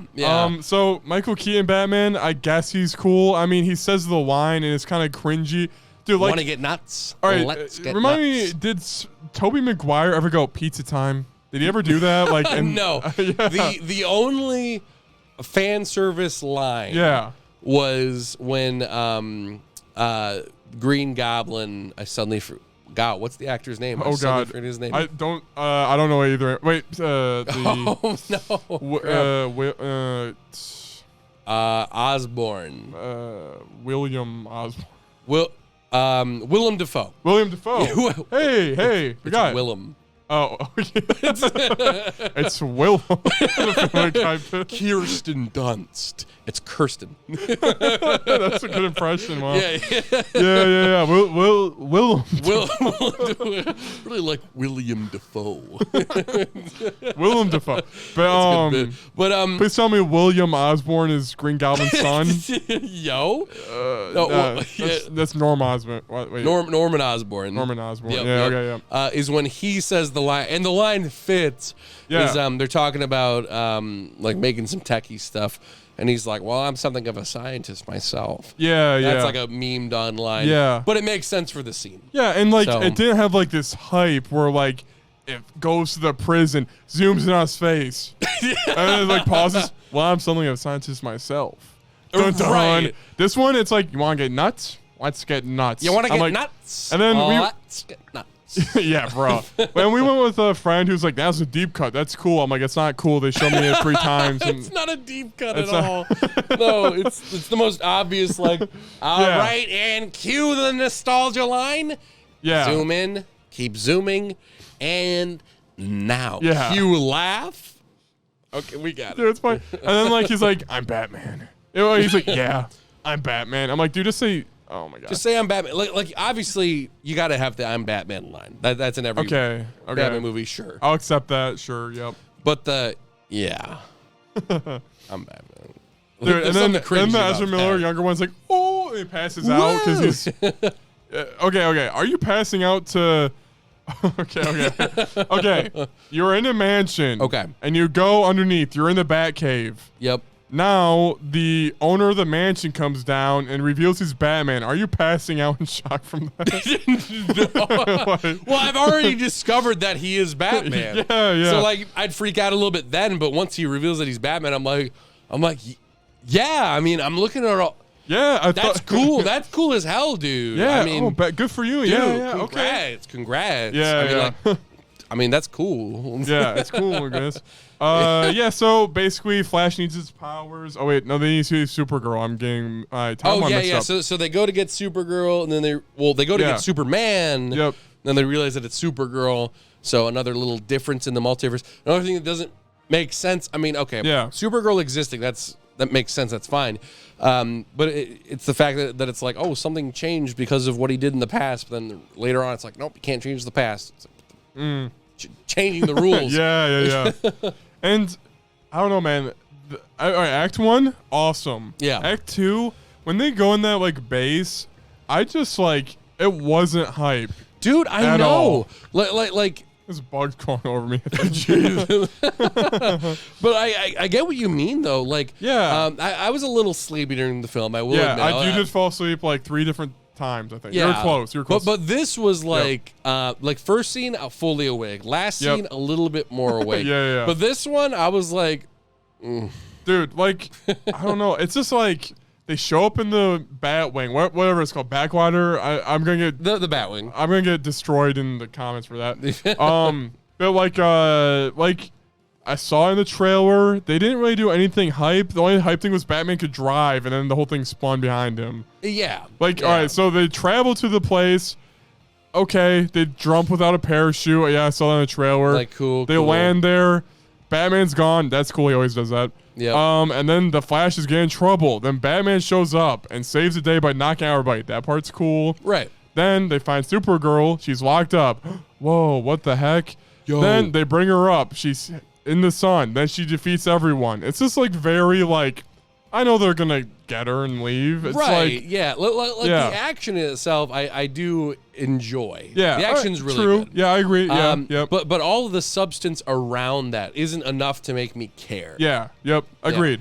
And like, I don't know. It's just like them finding Supergirl. It's almost like Batman didn't even know who she was or care. He was just like, all right, we got your. I don't know. All right, we're good. Yeah. There's just not care for that. There's not that much care for explanation because the movie's main goal is like, all right, get to the next point. Yeah. To the next point. To the next point. Yeah. And then I feel like what's a good example from like a better movie where they get an ally to help them out, and then like it's interesting actually. I don't know.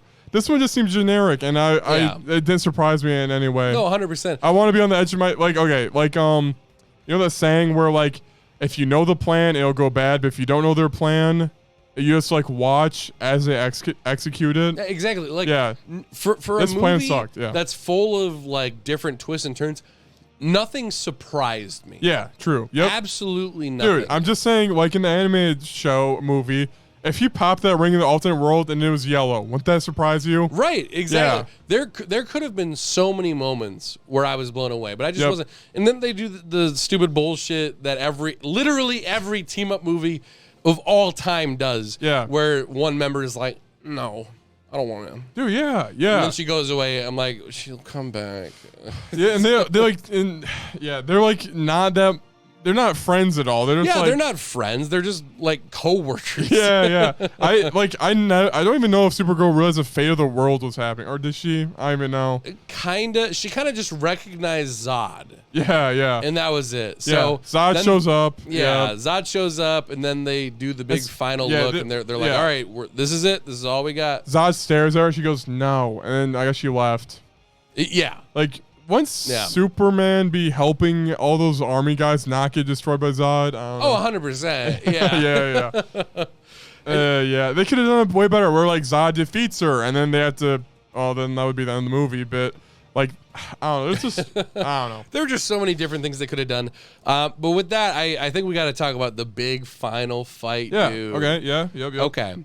I got a lot to say about this final fight. Yeah. So, big empty desert field. Yes. Batman kills himself. Yep. Infinite amount of troops coming out of nowhere. Infinite amount of troops.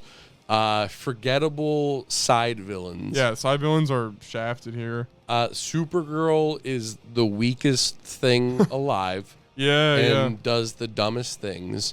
Young Flash goes a little crazy and becomes a purple guy.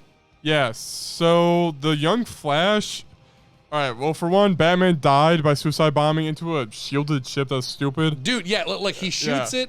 He sees that it's shielded, and then it shoots back at him. His wings on fire. What do you do? Oh, remember he can't eject. Can't eject because it's coincidentally stuck. Oh yeah. So, coincidentally. Then he's like, okay, well, I'll just kill myself now. Yeah. So then he just flies back into the same ship. It's still shielded. Yeah. So nothing happens. Yep. And dude, and then all right, whatever. We'll get to it. But then Supergirl like kind of defeats Zod, and then he just takes a spike out, and it instantly KOs her. Dude, like immediate KO. Like it's not kryptonite. It's just it's like a little steak knife. Yeah. And he just goes shink. But going up to that, Supergirl is so dumb. Yeah. She smashes him into like the side of his ship, and he's stuck there like a Looney Tunes character. And then she's like, oh hey, his arm, beep boop beep boop beep, and then she gets stabbed. Dude, yeah. I'm like bro, finish the job. Yeah. And is he wearing a helmet because he'll die if he's exposed to air? Why don't she just like flip the helmet or something? Literally just do Toy Story. Oh yeah. Just click the button. Yeah. And all right, so at some point around that battle, I guess it's like 2 minutes till Batman and Supergirl die. That's when the forever loop started. It's unclear. Did they show up then the loop starts? You know, like kind of like that. When you think about that, it's just complicated, you know?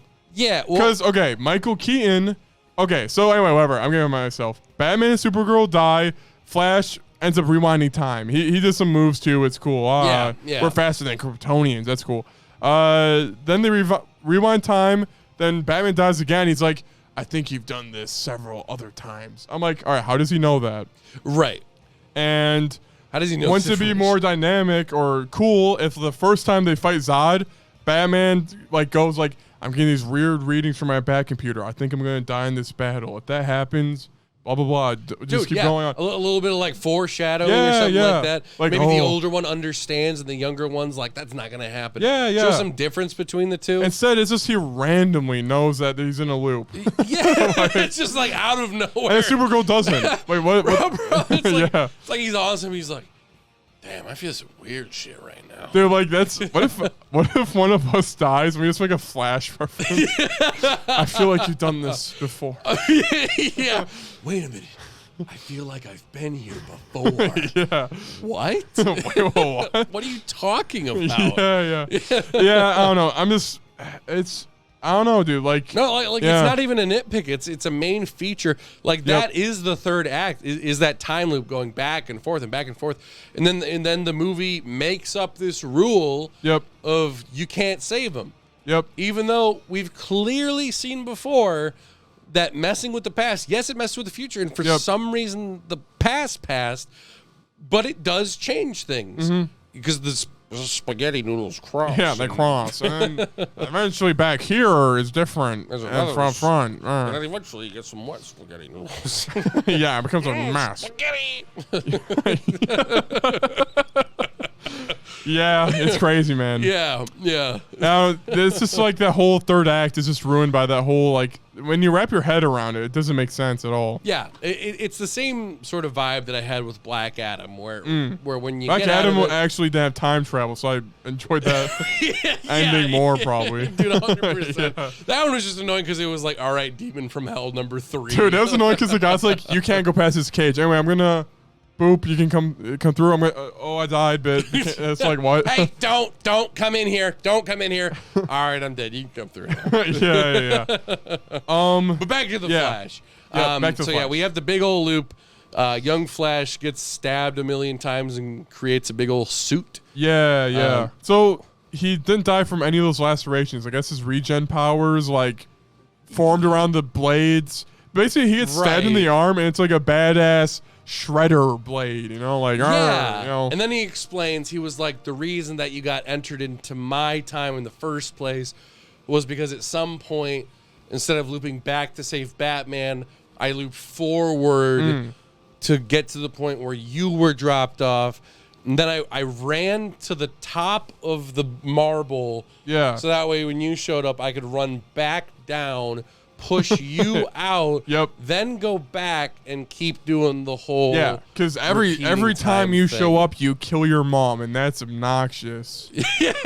And then like, and then hate that shit. Yeah, and then Flash convinces him with like 2 sentences. Yeah, he's like, well, damn. Damn, speaking facts.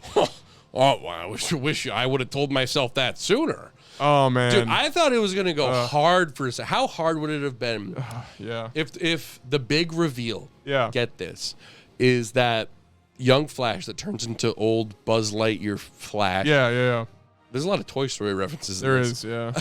He goes, and he's the one who originally kills the mom. Dude, that'd be hype. That'd be cool. Yeah, wait, why did they not do that? Right? Yeah. That would have been badass. And then it's like, it was me, Barry. Dude, it's just... That would have been so good. And it would have like made that part, now that's satisfying. Now I know. Yeah. And now that's the ultimate realization of, I really can't change the past. Now what Batman says makes sense. Yeah. Now everything lines up. Dude. But no. And I don't know if they were like seeing Marvel comments under Black Panther or something. They're like, we cannot have Reverse Flash in. That would not be cool. That's just a recolor. I'm like, Reverse Flash is the one instance where you want him in over the bladed purple dude. Yeah, this. Well, Jacob, what's his name? Barry.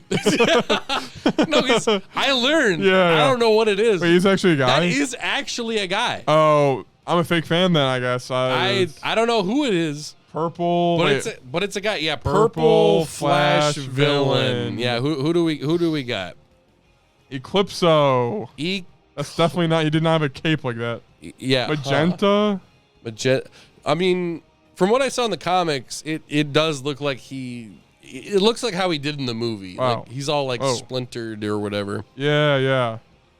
Purple. Bashir Malik.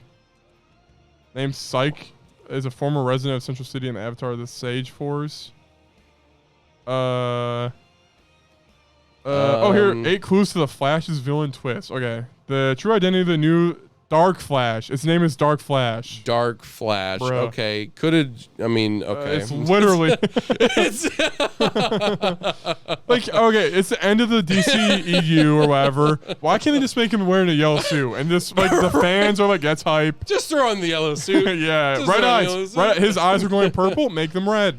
That's it. That's it. Maybe they were like, we don't know how to give him the yellow suit. Maybe he went so fast that the suit died over time. I don't know. Oh, it's not Barry Allen. It's Professor Zoom or whatever the frick. So Professor Zoom. I'm pretty sure that's his name. Speedo. Man, it felt hard. Yeah. And then basically, Barry Allen goes. Oh, he goes and takes it to me. He sees his past self go, I love you, Mom. Yeah. And then he's like, all right, that's Yeah. kind of cringe in retrospect looking at that. I'm just kidding. Little, He didn't say that. little cringo. Then he grabbed the tomato, or actually, no, he was crying. Then Yeah. makes his mom go, oh, man, I'm sure your mom misses you. And it's like trying to do that smart thing where it winks at the audience, Yeah, like, where oh. it's like she knows. Yeah, she knows. No, she doesn't. The kid's like 8. yeah. Like, And then, what are you talking about? dude, and then he's like, oh, mom. Then he's like, he does a thing. Then he puts the tomato sauce right where he left it. And then like, yeah. And then he looks up and he's like, wait a minute, there's the camera. Yeah. So then. Why didn't he show up on the camera too, by the way? Yeah. Wait. They were looking for when the dad went, not the mom. Okay. Yeah. Never mind. Yeah. Yep. So then he puts the thing back up. Yeah. So, okay. He So puts the tomatoes back on the shelf right where he got them from, right? Yep. Yeah. Exactly. Yeah, yeah. Exactly. And then he puts them back up on top of the shelf. So that way the dad has to look up. And He did that after. I missed that.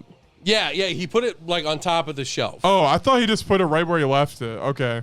I've never I see what you're saying. I guess I blanked out. I don't remember him going like this. Yeah, no, he like looked up at the camera and then he was like he picked it back up and put it on top. Okay, cool. That was a huge plot hole I was triggered about for the longest time. Yeah. But there's still a little bit of a plot hole here. Yeah. I mean, maybe it's not a plot. Maybe it's a nitpick. Yeah. Okay. Let me know in the comments down below. But then keep in mind, this is a shelf full of tomatoes. Yeah. The only difference is that this one tomato is on top of the shelf now. Mm-hmm. Just the one. It's filled with more tomatoes. So then the dad comes in, and then Barry goes back to current day, and then they're in the courthouse, and then it shows the video, and then the guy's like, "This was damning evidence." Until now. Yeah. Then it shows. Then instead of the dad going like, I got the tomatoes. Let me grab the tomatoes real quick. Yep. now it's him going, well, let me grab the tomatoes up here. Let me get these tomatoes. Yeah. But here's the thing. Why did it matter? Like, He why- grabbed the exact same tomato can his dad did. yeah, like how did he coincidentally know that he would grab that tomato can? True. Like, He should have moved them all up there. Right. Yeah. Like, yeah, it would have been weird, but like it would have worked. It would have. But like, here's my perspective. If we go to the grocery store right now, Yeah. and you want a thing of Gatorade, and you see right in front of you 20 Gatorades, but there's one Gatorade on the top shelf, are you getting that Gatorade? No, because it's like, why is it separated? That's probably someone messed with that one. Yeah, someone probably moved that one. Yeah. I mean, Yeah. honestly, what would have been really funny is like, let's say the dad goes to get a thing of tomatoes, and then he's looking down, and then he looks up, and he's like, "What's that can of tomatoes doing up there?" Anyway, He could have looked. Yeah. yeah, just to be Same like, thing, yeah. it's a good thing that can of tomatoes was in a really weird spot. True. Oh, man. Yeah, so Would've been anyway, crazy. George Clooney, Batman shows up, and then... Which is the worst cameo ever, Dude, bro. it wasn't even funny. It wasn't cool. It wasn't, but yeah. So basically, George Clooney shows up, which is like the worst Batman. He was in two. Yeah. He was in like either one or two films, and they were both horrible.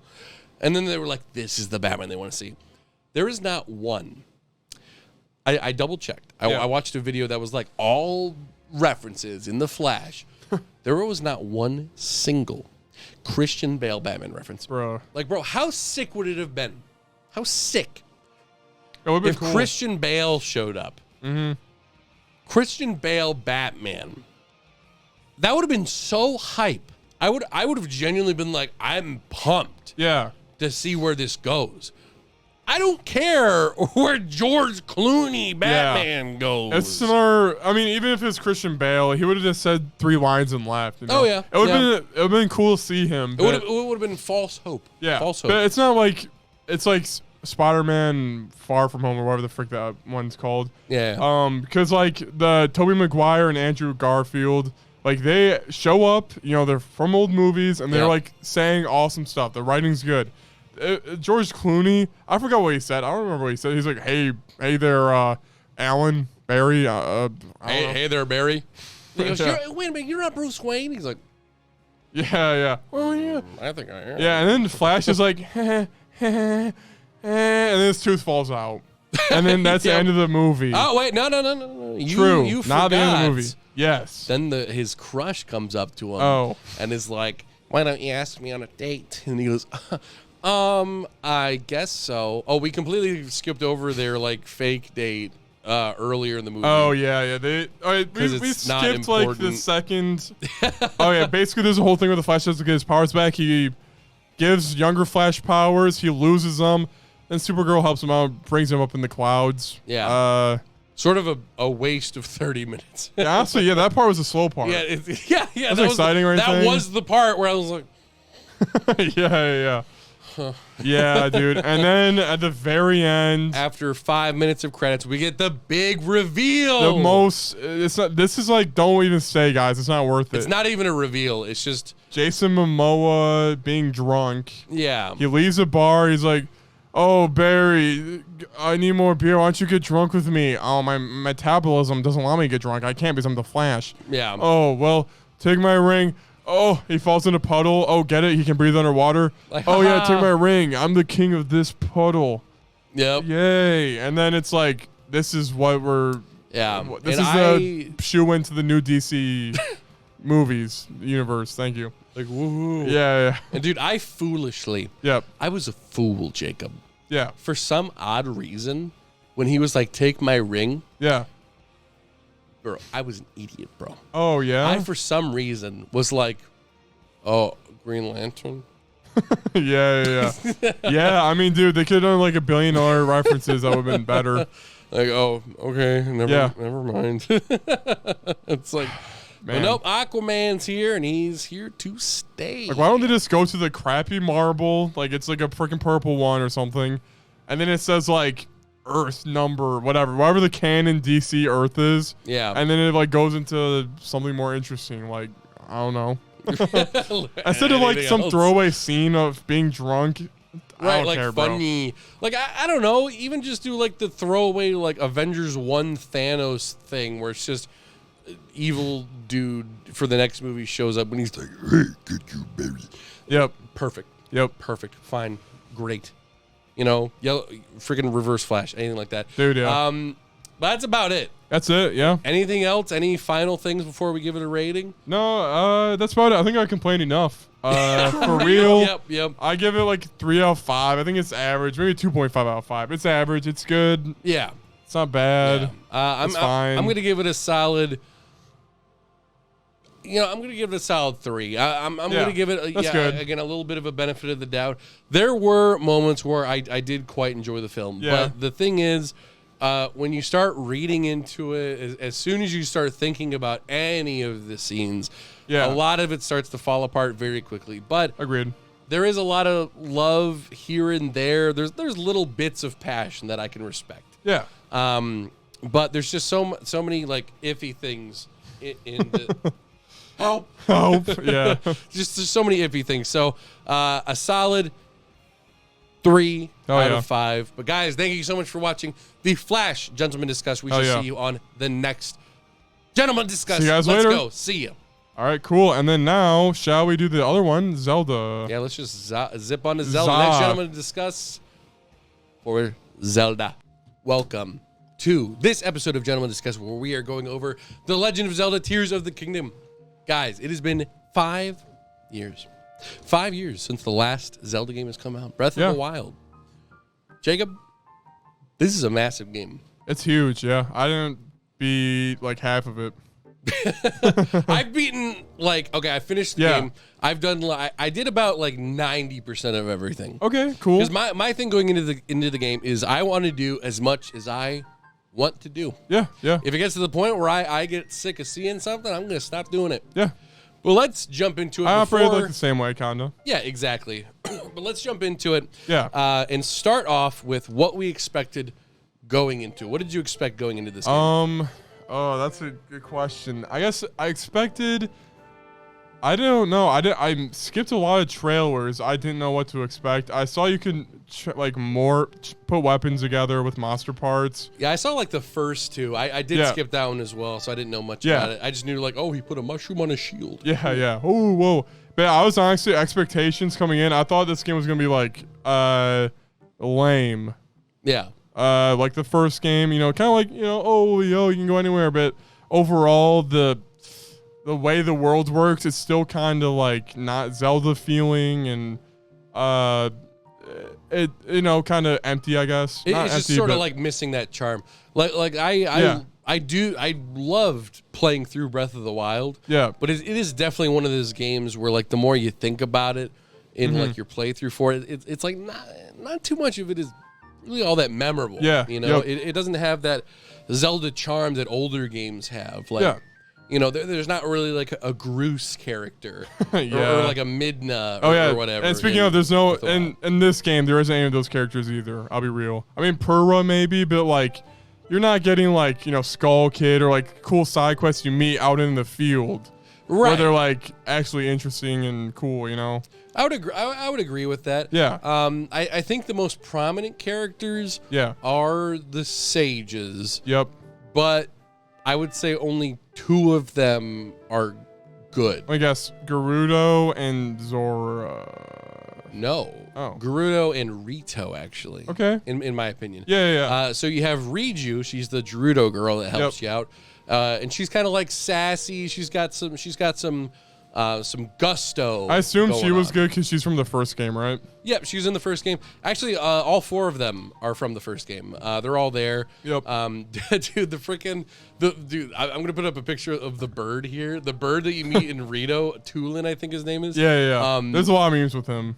Yeah, with his face. The Yeah. freaking, like little bald dude. Like, Yeah. it's Huh? just the funniest little thing. Yeah. Looks like a little freaking freak. He's a freak. Yeah. But yeah, he's in this one. I thought his character was really good because freak! dude, exactly. Yeah.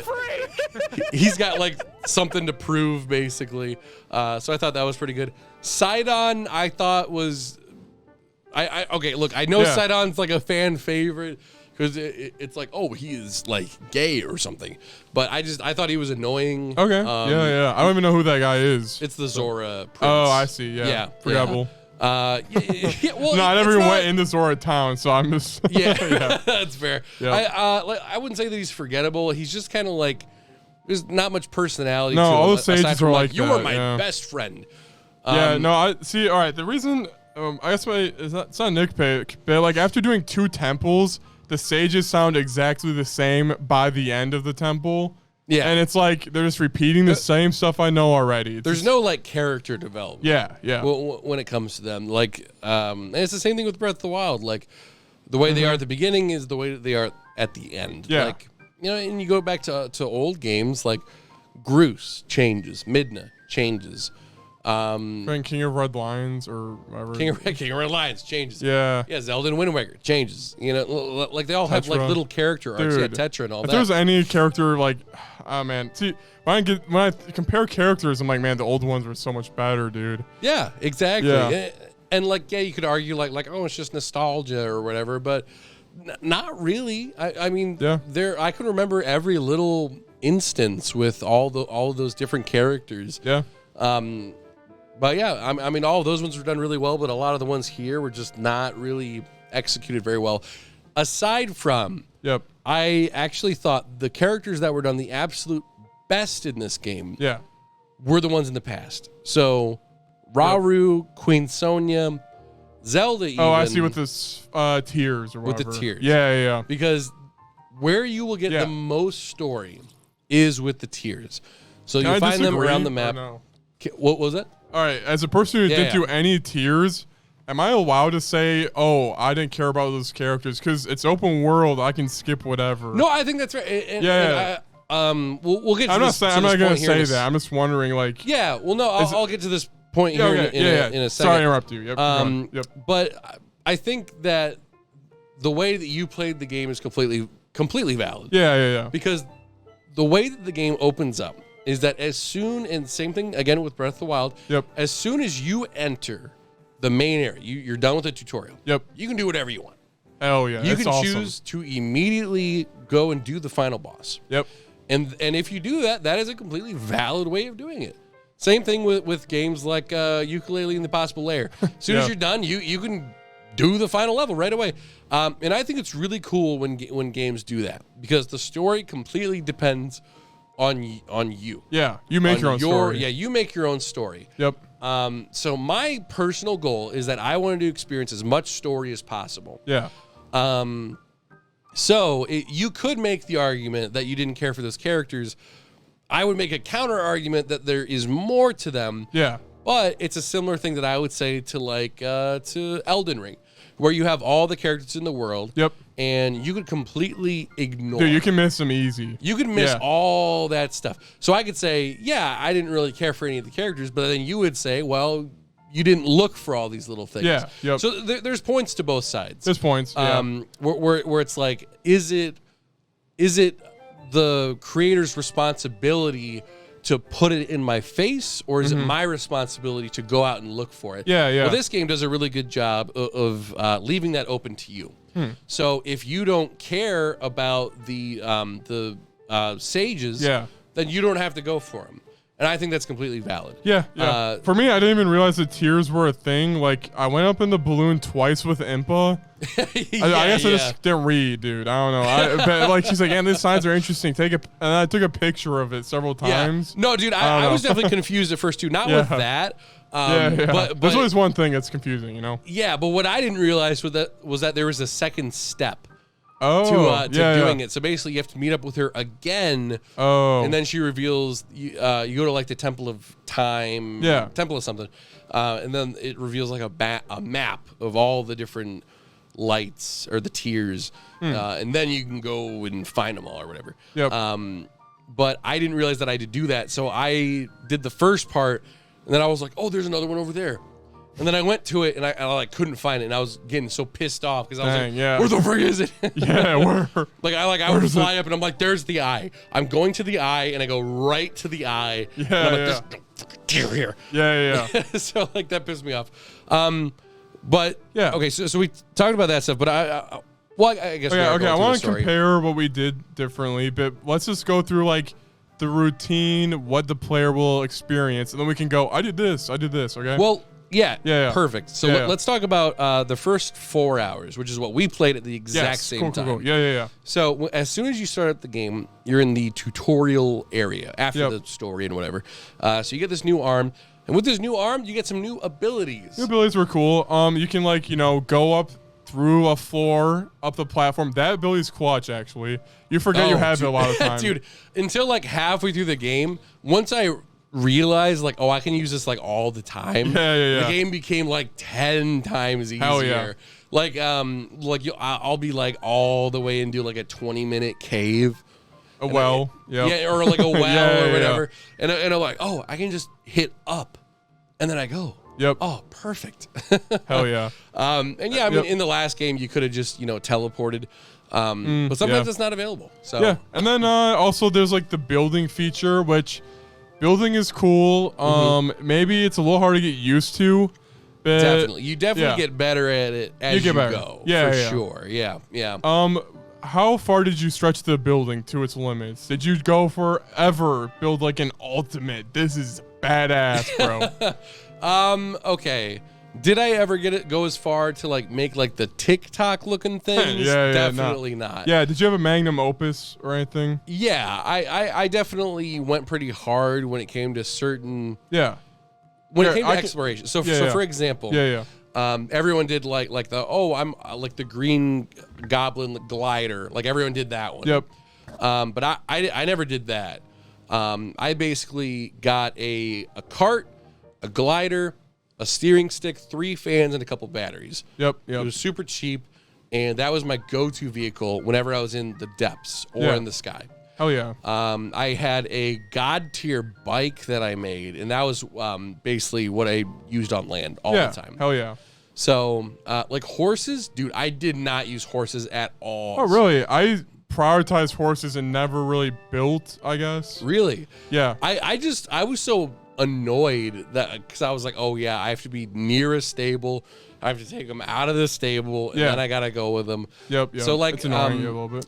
Well, mostly because when I played Witcher 3, it's not realistic, but like I'd be running through a field and I'd be like, oh, quick, call the friggin' horse. Yep. And it would just like, I'd turn around. Oh, there he is. The range on the whistle for the horse is not impressive in this game. No, like I would like run off and I'd be like, all right. And I tested it at one point. Like, I had Epona at a stable and I was like, can I just like whistle for it and it'll show up? Nope. Okay. I got to go over to it and ask. Yep. So I just got annoyed with it. So I just stuck with like, using parts and all that. So see, and back to the building thing, I think building is good mostly for traversal. There's a quest later down the road where you need to deliver 15 logs, and I literally built like the most awesome car ever to stack the logs up. Logs would fall every time. I'm like, all right, it's a beach town I have to deliver to. Maybe I'll like stick them together and like do a boat thing. I did, and this took like 3 hours. I made a boat. I thought it'd be so cool to just drive up there in a boat, dude. Imagine. That would have been cool. And then that didn't work either. So then that shot my creative bone. I'm like, every creative bone in my body. I'm like, I wasted so much time. And in reality, it wants me to go to this specific area, drop them off a mountain, and call it good. And just roll them down or whatever. Which is what I ended up doing. Yeah. But So I don't know, like, and then, okay. Well, counterpoint to me, how did you operate with the Koroks where you had to deliver them? For me, I used a horse with a little wagon chain, attached a Korok to the chain, rode my horse. All right, here you go. Dude, honestly, the best thing that I did, because I tried doing that. Yeah. Not with the horse, but like I would pop out a vehicle. It's kind of funny that you prioritize horses, and I did. That's funny. Just all the building stuff. Yep. Because it's like completely different. So what's your stable membership like at? Like, is it? Do you have like cosmetics for your horse unlocked or? No, I just got to like. Okay, cool. The basic, like I have like the pulley, or whatever, but that was pretty much it. So like, I would go hard on the building. I would throw together like a nuts and bolts car, and I'd like slap it down. The rest, you can later on save the recipes too, by the way, guys. Yeah, you can have like favorites, and if you have enough Zonite, you can just create out of nothing, which is pretty cool. Did you do the infinite glitch with Zonite? I did. Oh yeah. Okay. Yeah. Hell yeah. And I will say one thing I want to point out. Because there is an infinite item glitch. It's patched out now. Yeah, rip. I never took advantage of it. But basically, basically all you would do is you would just glide in the air.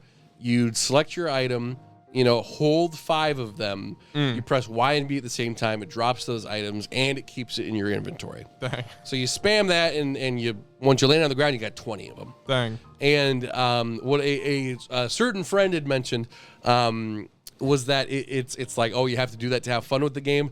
Not at all. I don't think that's the case. Oh, yeah. No, yeah, dude. Yeah. I don't think that's the case at all. Because the only times that I would use that is if it's like, I just want to get ahead a little bit. Yeah. Because I've already put in 50 hours into the game. So I'll do this to expand my battery just a little bit. I can do it without that. That's perfectly fine. But it gives me a little bit of an edge. And same thing with money. Like I did that with diamonds. Yeah. To the point where I got like 50,000 rupees. Hell yeah. Oh, I'm jealous of that, dang. Dude, yeah. Hell yeah. But the thing is, honestly, I ended the game with like 30,000. I only ever ended up like, okay, I bought all the house. Yep.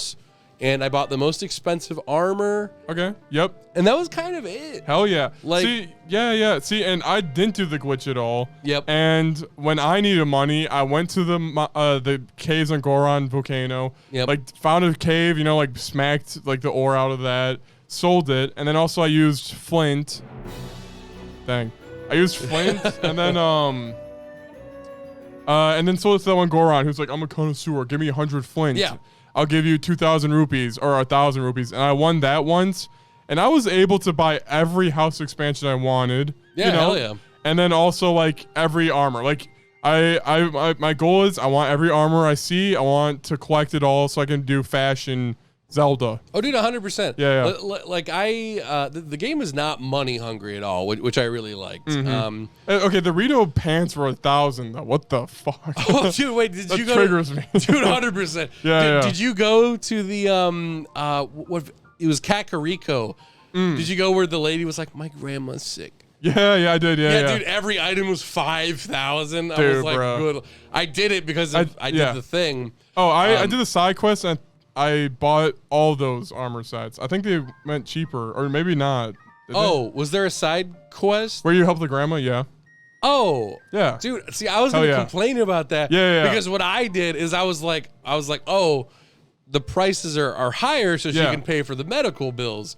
So what I did was I bought all of them for So what'd she say? What'd she say? Like, thanks, or? Well, after I bought everything, I went up to her and I was like, dialogue option.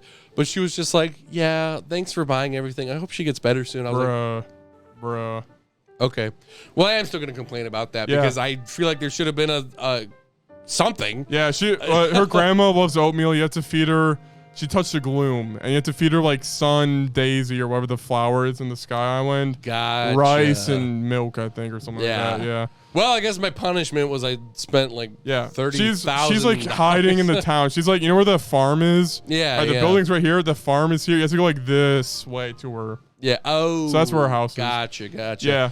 That's another thing. Like side quests. I mean, how many of those did you do? I did a buttload of them. Dude, hell yeah. Real quick, Kakariko Village though. Yeah. Speaking of, that place got old fast for me, dude. I went there the least out of any. Did you do the 4? Talk to each one and then come back to me. I want to know. All right, there's a guy walking around Kakariko Village. Like, talk to every researcher in this town. Come back to me, report your findings. I love this, but I can't climb that high. I love these like ancient texts. So you go and like there's like 4 corners. You go there, you go there, you go there. Each Zonai researcher goes, I wonder what Zonai is. And that's the prompt. Oh, what's a Zonai? Oh, blah, blah, blah. And then it just repeats to you like, oh, it fell from the sky. It's ancient tech. It's like the most boring. Like no lore to it at all. I already knew what they were telling me because I've been playing the game. I didn't do that at all. It's just kind of obnoxious. Did you do any of this random? Did you do any of those like tech? All right, you know, like a pillar fell in Lookout Landing, and then the guy's like, oh, there's like 19 more of these. If you take pictures of them and bring them back to me, I'll translate them. Or that's in Kakariko Village, the guy there. Yeah. How much of those did you get? Every single one. Oh, what's the reward? Is it a good story? Like a? It's story. Okay. Because I did all of the tiers, and then in the guide that I was looking at for like where to find all the tiers and all that. Yeah. I just looked up a map. Where I was like, okay, where are all of them? I'm not gonna freaking walk around for hours. Yep. I looked at that, and then they're like, for more story, do the tablet mission. So I was like, yeah, sure. Yeah. It's not a lot more. I was kind of disappointed in it. It gives you a few more details, but essentially it's just a retelling of the tiers. Okay. Like it's the exact same thing. With no cutscene. Yeah. But like it adds a few things. Like there's a point where the tiers kind of skip a little bit. Okay. Where it's like Zelda shows up, and then the next scene is like Ganon showing up. I don't know. Yeah, and then it's the end. yeah. There's like a couple. So what the tablets do is they give you a little bit of in between of like. Like, oh, what did Zelda do in her free time in the past and stuff like that. So like that was interesting. Yeah. But there were times where it was like Ganondorf is looking awfully suspicious, and I'm like, okay, yeah, E.T. yeah. So interesting. It was kind of half and half. Yeah. All right, but so basically, here, let's. You asked me about side quests. Yeah. That's like something I prioritize. We'll kind of go to it when we talk about what we did each. Okay. Keep in mind, there's side adventures and then there's side quests. Side adventures. What's that? The adventures are the ones that are a little bit more in depth. The side quests are the ones where it's like, oh, is it labeled differently in the quest? Well, yeah. Okay, The quests are the ones where it's like, if only I had a tomato stew. Yeah. And then you give them a tomato stew, and then they give you like $20. Yeah, mine was probably side adventures. Okay, so basically, what do you think about the temples in this game? So once you do Lookout Landing and get your bearings, you can do shrines just like normal. Shrines are, I think, way better in my opinion. Did you get any ones that are like longer you got sick of or anything? Dude, no, I thought the shrines were so much better in this one. Really good, yeah. Like, dude, Breath of the Wild, I got sick of them. Yep. Like, bro, like they were so long and annoying. Like it would take you like 30 minutes to do one. In this one, it was like 5 minutes a pop. Yeah, and at most. Yeah, and I did get moments like, oh, okay, that's how you do it. You know? Yeah. Like there were times where I felt like really clever. Yep. And like there are certain ones you can kind of just cheat. Yeah, there's some ones where I had no idea, and I'm like struggled for 10 minutes, somehow made it. You know, like dude, and again with using the skills, like guys. you need to use recall. Best thing in the game. Dude, recall's good, yeah. Like I could literally pick up. Dude. It's like, okay, I remember there was one where it was like a triangle. And there's a ball, and you got to like move the ball over here and do this and that. Yep.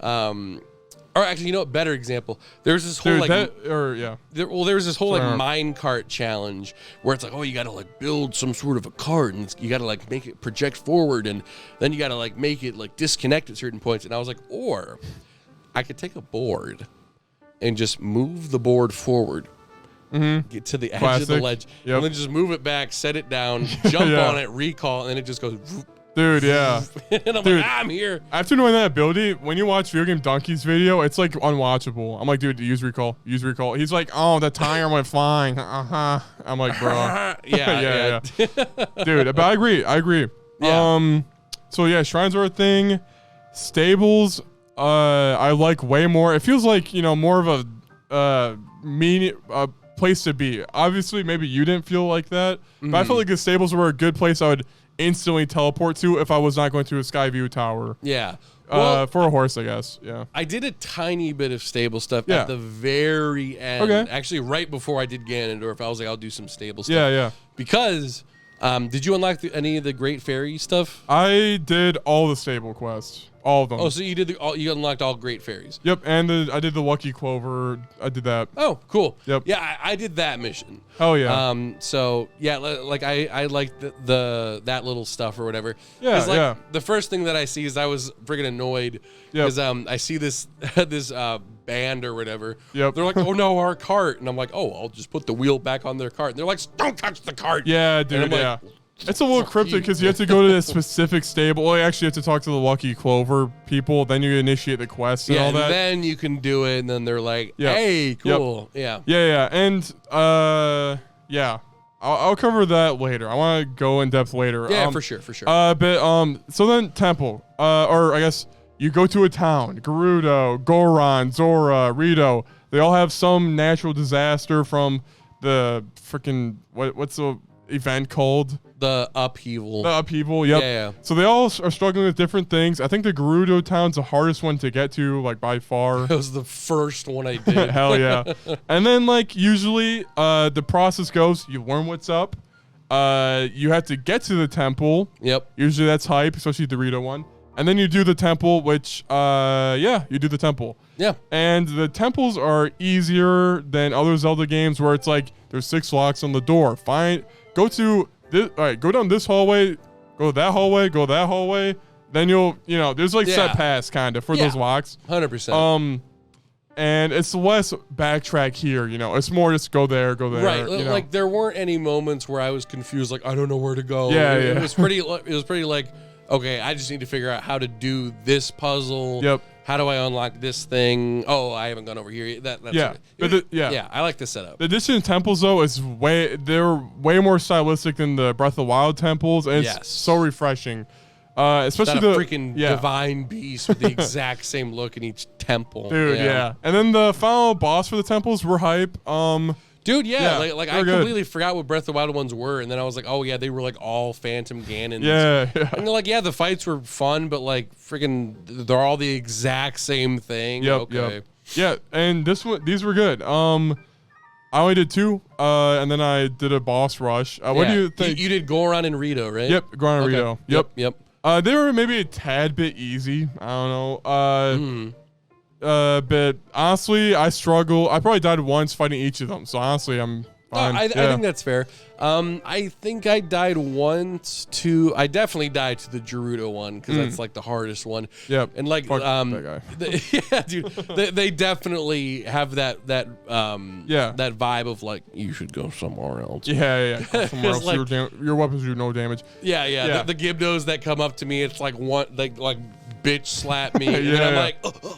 Dude, yeah. Like, okay. Yeah, and what you do with this game, the moment you have a weapon, kill a monster, I say just attach their horn to it. Whatever you kill. Yep. I think they did fix a weapon breakability in this game too, by the way. Oh, with that solution, it's so much better, dude. Yeah, so much better. Just get a stick, kill an enemy, take that part of them. It's like, nice. Yeah. There was maybe one, maybe 2 times in the game where Yep. I was like, oh, I'm running out of weapons. Yeah. From like it breaking or whatever.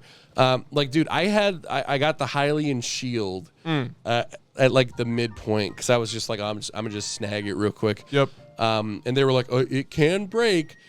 I used that thing for the rest of the game. It never broke. Dude, that damn. Like, Okay. which was nice. I mean, Yeah. and the thing with the Master Sword, I got that, and like, yes, it does run out of energy or whatever. Yeah. But if you attach like a really strong fuse to it, it again, it attached takes stuff to the Master Sword. I didn't yeah, realize that. it adds effects to it. Like it glows red and yellow and blue. Oh, huh. And it made it like God tier, dude. Okay, Like interesting. by the end when I was fighting Ganondorf, I attached like Yeah. it was like a Lionel horn to it. Damn. And it was like slapping its health down. I was like, oh, let's Dang. go. I didn't kill any Lionels. Yo. Yeah, no, I Did you didn't. kill any Gleoks, dude? Yeah, I did. Dude, that nice. was cool. Which one? The one by the castle, where the Majora's Mask helmet is, I believe, or not Majora's Mask helmet, but the deity link. Oh, the arena one or whatever. It's like it's above the arena. Yes. I don't know what arena you're talking about. It's in the northeast though, by Terrytown area. Yeah. Dude, nice. Yep. I fought the one on the very long bridge. Oh yeah, I just need to do that one. Yeah. yeah, that was a cool one too. Okay, so here, all right, we did the temples. We can talk about freaking Ganondorf after we do this. All right, so Grant, all right, I want to tell you how I ventured through Hyrule, and then you can do yours after if you want. Wait, can I mention some temple stuff real quick? Hell yeah, do it. Okay. So quick kind of going through them or whatever. From worst to best. Actually, I'm going to do best to worst. Best one was the Rito Temple. Yep. Going there, super fun. It's hype. Super fun. The Yep. platforming, I would say, was like super just, it was just exciting, like going from Yeah. thing to thing, going higher and higher. Yep. The temple I thought was super fun. Again, a flying ship. You got on an Nenaru ship. Yeah, actually though. Yo. And the puzzles were like really interesting. They weren't too easy, but they weren't too hard. And the boss was like dope as hell. Like just, it was pretty easy, like massive targets on its back. Yeah. But This like design was cool. Yeah. Design was super cool. The theme is god tier, dude. If you guys haven't listened to that, you gotta listen to it. But like, yeah, just fighting was super fun. Second best, definitely the Goron Temple. Hell yeah. Just because going into the depths and doing that was like super cool. Just kind of like traversing it was fun, like Yeah. using the mine carts and all that. Yep.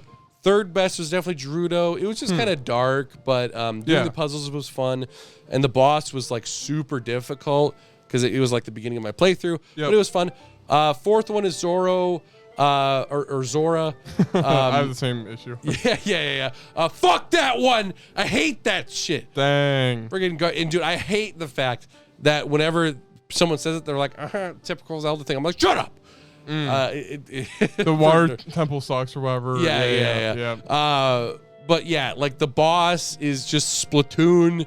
It's stupid. It's a small little squid prick. Yeah, dude, that sucks. And the whole temple, like the puzzles are actually made for infants. Like they're actually for like babies. Dang. Yeah, Like yeah. it was stupid. And Sidon's power that he gives you is the most useless thing of all time. Dang, really? What even is it? He gives you a water shield that, like, yeah, it deflects an attack. Great. Wow. But, like, if someone hits you, like jab, all it does is it just prevents from one. Wow. That's That's not, it. Yeah. And if you can, like, throw it, and as soon as you attack, it's gone. It throws away. So all you can do is just stand there, and then you can throw it, but it does, like, no damage. Yeah. You And splash that's it. piss on them. So that one was stupid. So now let's go back to your thing. Going through your adventuring. Okay, What does your hero quest timeline look like? So I believe I went to Lookout Landing, and then I went northeast, started going to Goron City. Then I went the other way, and then talked to Impa. Then went back to Goron City, did the whole Goron thing, got the temple, depths, all that. Oh, wait, actually I prioritized getting the picture thing in the depths. So I went like down there, did the quest there. So I could take pictures with my thing because I want to take I want to fill the compendium. Yep. Then I did Goron, and then I basically went to every Skyview tower and stable and did everything, filled out the map. Oh, 100%. I felt like a badass. That was my favorite part of the game. Was doing the Lucky Clover quests and all that. Because like the Lucky Clover quests are pretty fun. You go to the stable, You see what's up. And then each one had a different issue. You did all of them? I only did the one. Okay. I would recommend doing the one. You get like Zelda's horse out of it. Yo. There's one where like it's in the winter area. Well, I have Zelda's horse from the last game. Damn. Yeah. I didn't know that was in the last game. And you get Ganondorf's horse. Oh, I didn't know that either. Ganonhoof. Cool. Yeah. But so like, you know, I like went to every stable and then like really filled it out that way. Went to every Skyview Tower, solved all that, felt badass. Then I went to do the Rito quest because I needed his ability to get to the labyrinth in the northeast corner. Yeah. And the sky. That place is like impossible to get to. Dude, You said it's easy. I don't know. I struggled hard. You're crazy. Really? Yeah. Yeah. How do you even get to there? I don't. Well, I just did the bird thing that I mentioned before, where there's the cart, the bird, the 3 fans. Because the more fans you put it on, the faster it goes. Okay, that's probably my issue. But I put 3 fans on, and it ran out of juice every time I tried to get to it. Well, if you hit pause, and if you use those little energy balls, it refills your battery. Oh, I should have done that then. Yeah, but no, I mean the bird flash is green. Yeah. For that, I just flew up. Like I was like, turn off. Yeah. So then the rest of the way, I just jump off and then I glide the rest of the way down. Okay. So for me, I had the stamina all the way full. By the way, I was switching like a motherfucker with that demon statue or whatever. Dude, yeah. But I went to Skyview Tower near Terrytown, launched myself up, like optimally mashed A for the Rito, got to the flower-shaped platform, which was barely pushing it. I don't know. Oh, it was just weird. I don't know. And then like using that like freaking ship, and then I made it once I got to the flower platform. But there's rocks falling from the labyrinth. You hop on it, it delivers you halfway up there, and you're like, all right, this is not how you get up there. It just seemed kind of really not ideal. I feel like I glitched my way up there almost. Like I didn't deserve to. Yeah. But anyway, so I did the Rito area, and then I'm going to do the pirate area. Did that. Felt like a badass. And then I went to the Zoro area. I'm like, I went to Terrytown too, whatever. Yeah, I did the Hateno class. To the side. Yeah. Then I went to the Zoro area. I went, I don't want to talk to any of these people. I don't want to explore this town. I don't want to take pictures of all these new weapons that I've never seen before for my compendium. Yep. I'm just going to beat the game right now. And then I beat the game right then. Dude, nice. Hell yeah, man. So yeah, that's basically my whole thing. Yeah, but you said you're going to jump back into it at some point. Yeah, for sure. Dude, I thought, I want to play it. Yeah, it's good. Yeah. That's awesome. Yeah, because I would definitely recommend at the very least when you get back into it. Yeah. Just do the tiers. Just do the other 2 temples just to like experience it. Yeah. And just again, just do what you want. Yeah. That's the primary way to play the game. Yep. So my playthrough, I land. I do like the little mini camera missions, stuff like all that. Yep. And then dude, immediately before I do anything, I'm getting every single tower.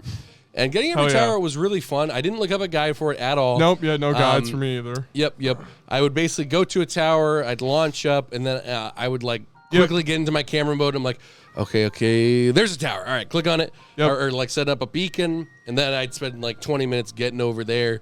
Did every single one that way. Yeah. And then I did the first tier. I was like, oh, cool. Right on. And then after that, I made my way over to the Gerudo area, just because I remember liking that area the most from Breath of the Wild. Yep. So made my way over there, and I didn't even go there once, really. I mean, for the stable quest. Dude, but definitely I think it's one of the best areas for sure. Okay. Yeah. Top 4 for sure. Yeah. I was gonna visit there once I had like all the armor to survive the environment or whatever. Yeah. That was definitely a struggle at one point because as soon as you enter the sunny area, it's like you are dying of heat. Yeah. Yep.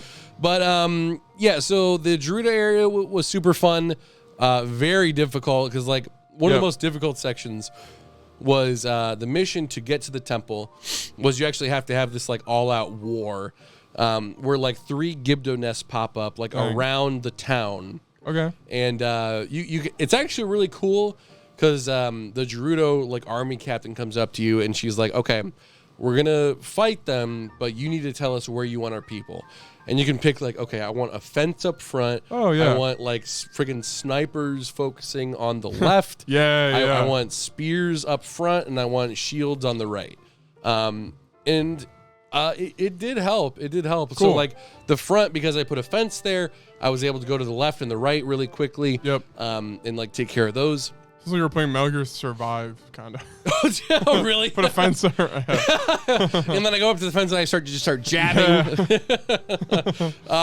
But yeah, so then they start attacking, and because I had them sniping on the left, I was able to like focus on the nest and not have to fight all of them at once. Oh yeah. And the way that you have to fight them is normal attacks won't do like a thing. They'll chip at them, but they won't do much. Yep. So you have to use a frost weapon or elemental weapon to hit So you have to them. use a little bit of an element. Yeah. So then you just kind of like snipe it with an arrow a couple times. Yep. That comes crashing down. You still got to kill all of them.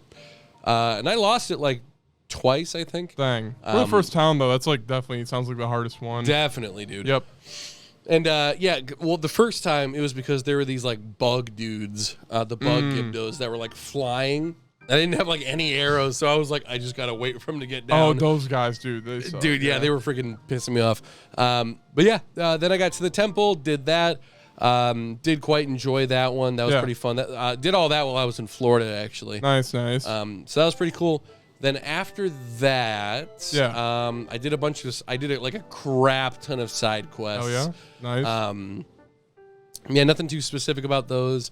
After that, I believe I then went to. I waited a long time on doing the other 3 temples. Yeah, hell yeah. I did like every other single thing. Nice. Did you ever do the Master Koga quests or whatever? No, I should. Yeah. Okay, so there's the Clan Yiga quests and then the Koga quests. Oh. The Koga quest is the only side adventure I didn't finish. Oh. Because it's ass. Really? I hated Koga this mission. the fat guy? The fat guy. Okay, yeah. I hated this mission so much. Dang. So here's the first part of it, Yeah, right? yeah. By the way, I did sell all my like freaking light bulbs or whatever they're called that in the gloom. I sold them all, so I can't even go down there. Really. That does kind of kind of hurt a bit. Sucks. If you go into the Korok forest, there's like a shit ton of them. Oh, good enough. Good Yeah. enough. But yeah, so I go down there and you see him, and the way that every single one of his fights work is that he gets in some, because the whole thing is that they're trying to figure out how to work the vehicles, so they make vehicles of their own. Yep. And so basically, the first time you fight him, he's in a car, and it was super easy because you just wait for him to turn around, and then you just like snipe him with a bomb arrow. Yep. Yeah. Piss easy. The second one took me an hour. Damn. Because he hops in a plane with a laser on it. Bro. Now, the issue isn't that it's hard. The issue is that it... Sorry, I thought I heard something. The issue is that it's... I kept trying to make like a plane. Because I kept making flying devices, but none of them could like turn on like a dime. Really tightly, like on a dime. Yeah. So it took me so long. And eventually I was like, screw it. I just found a trampoline or whatever, the spring. Yep. I just launched in the air and fired an arrow at him. And I was so pissed off. Dang. And then every time that you win against him, he goes on like the other side of the map where you haven't gone at all. Oh. So I was trying to find him, and I couldn't find him for like 2 hours. So I was like, you know what? Screw you. I'm not doing this. Yeah. Oh my God. Wait, dang. He's just in the gloom, just running around. He's just chilling in the gloom, running around. So I was like, I'm not doing that. Dang. Yeah. I'll move it there. I took like several hours doing like a shit ton of shrines. I think in total I did 120 shrines. Dang, that's a lot. That's almost all of them, right? That's almost all of them. There were like 30 I didn't do. And I know it was one of those things where I was really close. I could do it, but I was like, I'm hitting the point where I'm like, I just want to do the final boss. Yeah. So, but back it up a little bit. Then I did, I believe the order was Rito, Gerudo, and then I finished off with Zora. Oh yeah. Rito, loved it. Then Goron's. Yep. I've never been huge on the Goron City area. No, yeah. I just think it's a little small, a little cramped. Characters aren't all that memorable. They're all crammed together. Yeah, I just love the Ocarina of Time one the most. Like, it's just a big vase. Dude, yeah. And like you just kind of like go up and up and up, and they're all rolling around. And this one they're all just kind of sitting Yeah, and then like 2 miles down, there's a restaurant. Yeah. It's just like, there's just not much going on. Yeah, well, the story I did like the Goron eating the marbled rock or whatever. I did like really that. like That's fun. Part. I did really like that part. And like solving it was kind of cool. Yep. And that temple, I really loved that one as well. That was super cool. Oh yeah. The boss I thought was super fun. Yep. Just like aiming him and like shooting him up, and that was cool. It was satisfying to see the ball roll. You know, like that. Yeah. And then after that, I did the Zora area. Yeah. Worst area. I hated this one. Dang. First off, the funniest intro. The first time I came across the Zora, it was one just stuck in black goop. Oh, and Skyview Tower one. Yeah, I'm like, what the frick? He's like, help. Dude, yeah. Help me. Help. I'm like, what the frick?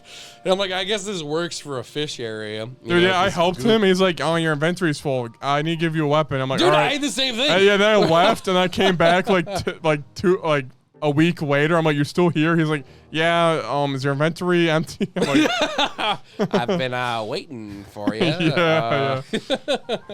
Oh god, it's funny. Yeah. But yeah, dude, the getting there takes so long.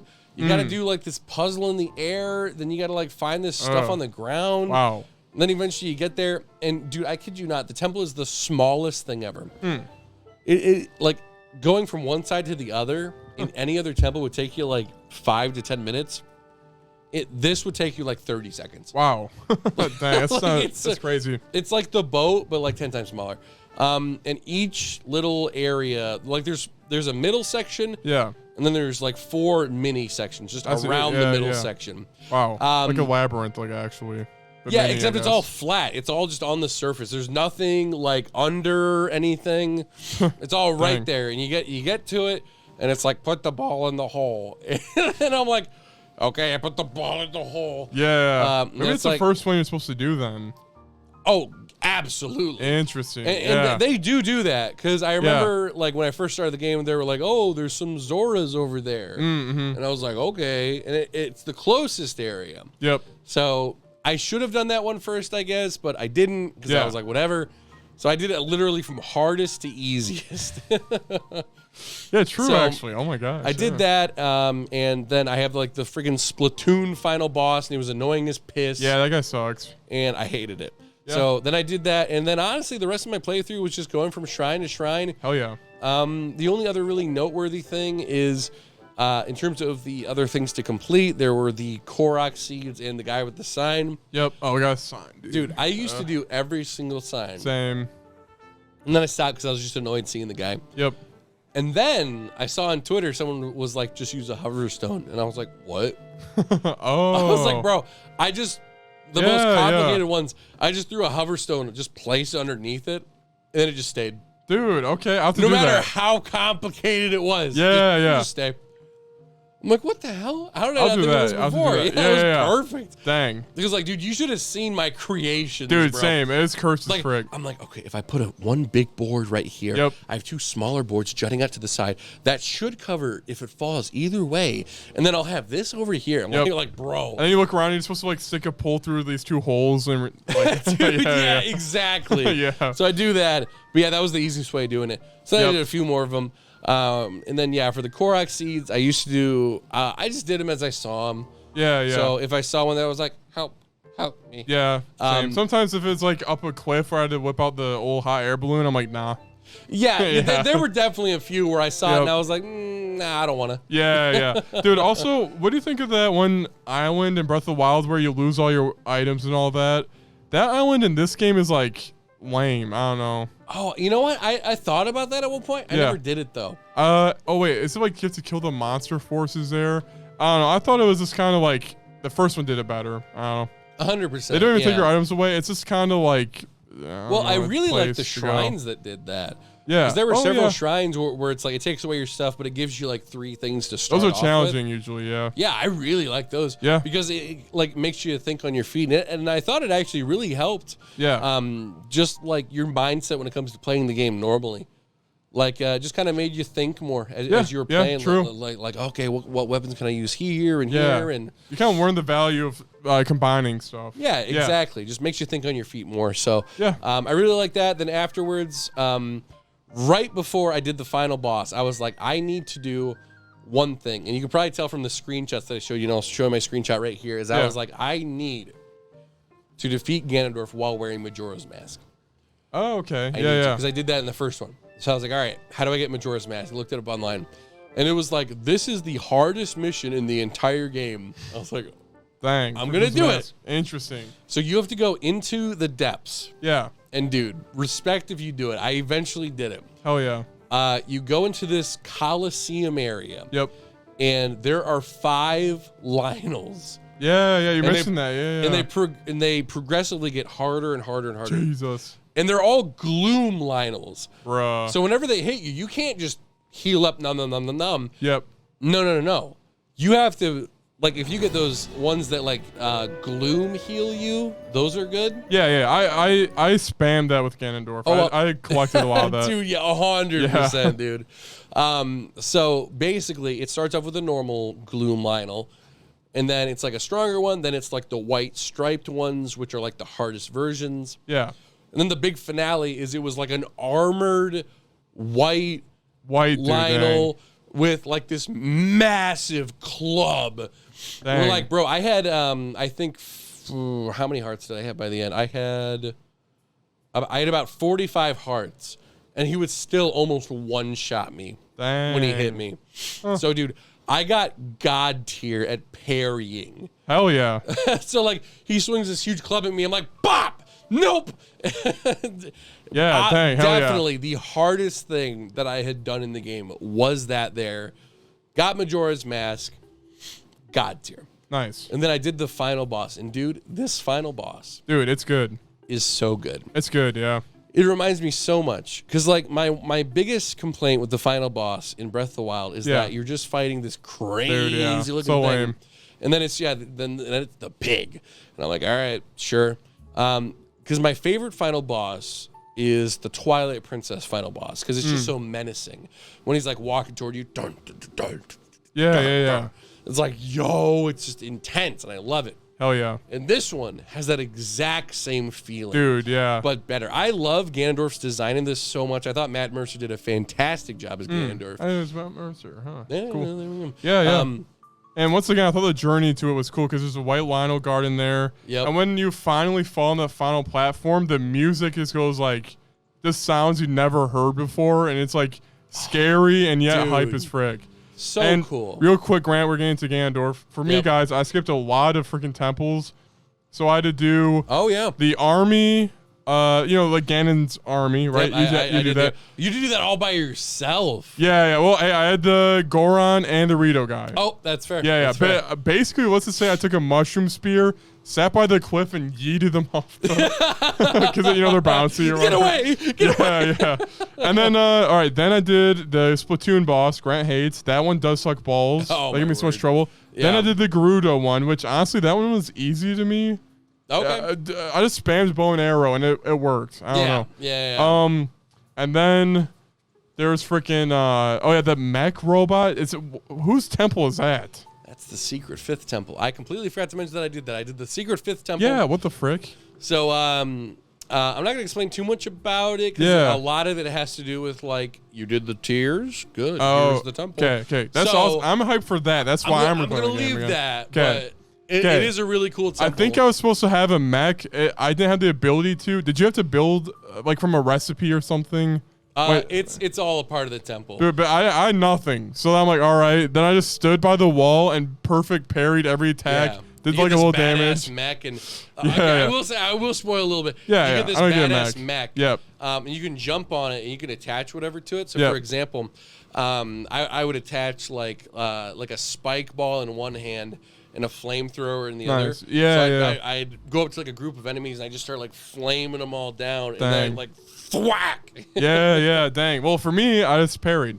Dude, hell yeah. That's what you had to do a flurry rush. It's freaking insane. Yeah. That took me like several attempts. And then after that, you have to fight 5 Phantom Ganons or some crazy number of them. Yep. And then I finally got in. I got in the doorway, and then I walked in, and then, I couldn't. Basically, I was kind of almost soft locked.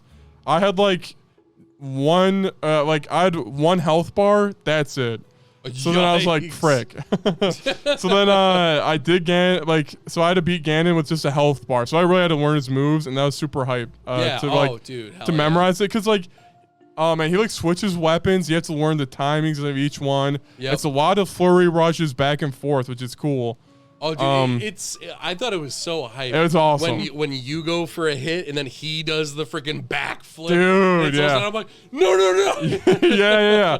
And then when he does it and then you flip that successfully, it's satisfying, dude, bro. It's good. So nice. Yeah. And Ganondorf's fight is so good. It's like hype.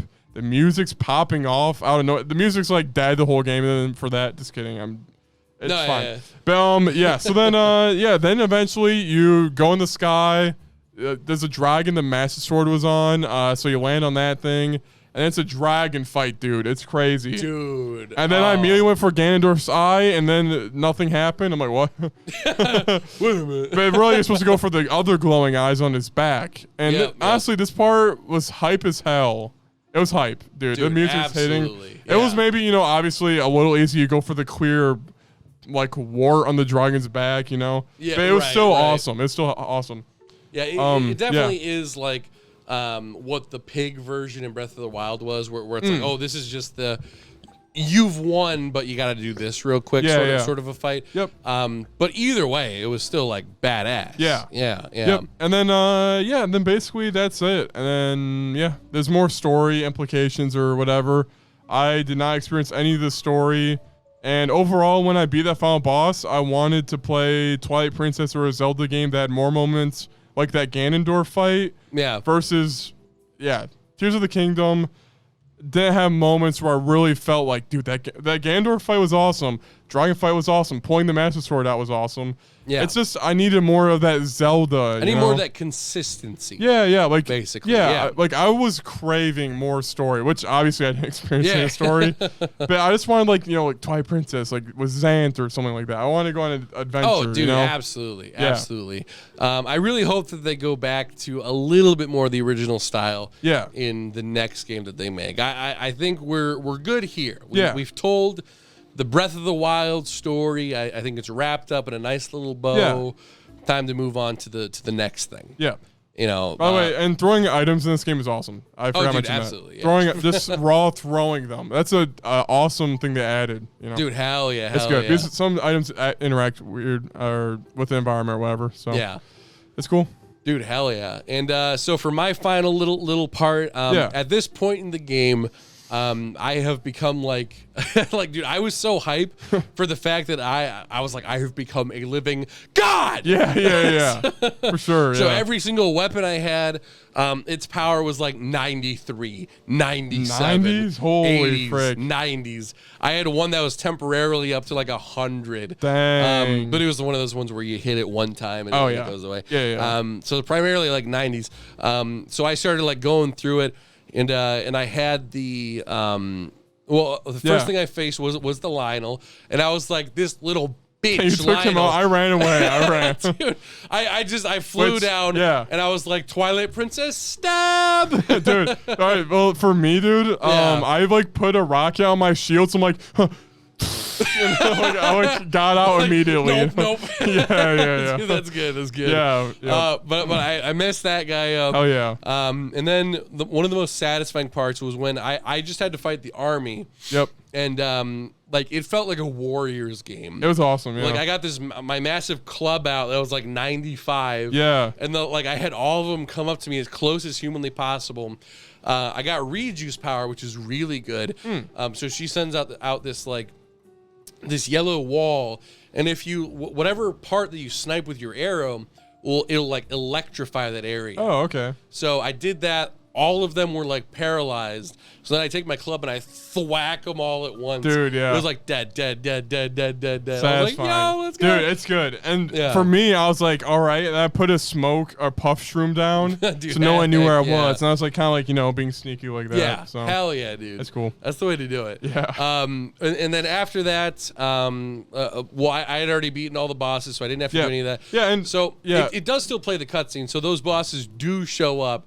But then for me, the Yeah. 4 guys were like, "Well, take care of this, Link. You go Oh, on." I realized that's why I fought them. Oh, yeah. Yeah, Makes sense, yeah.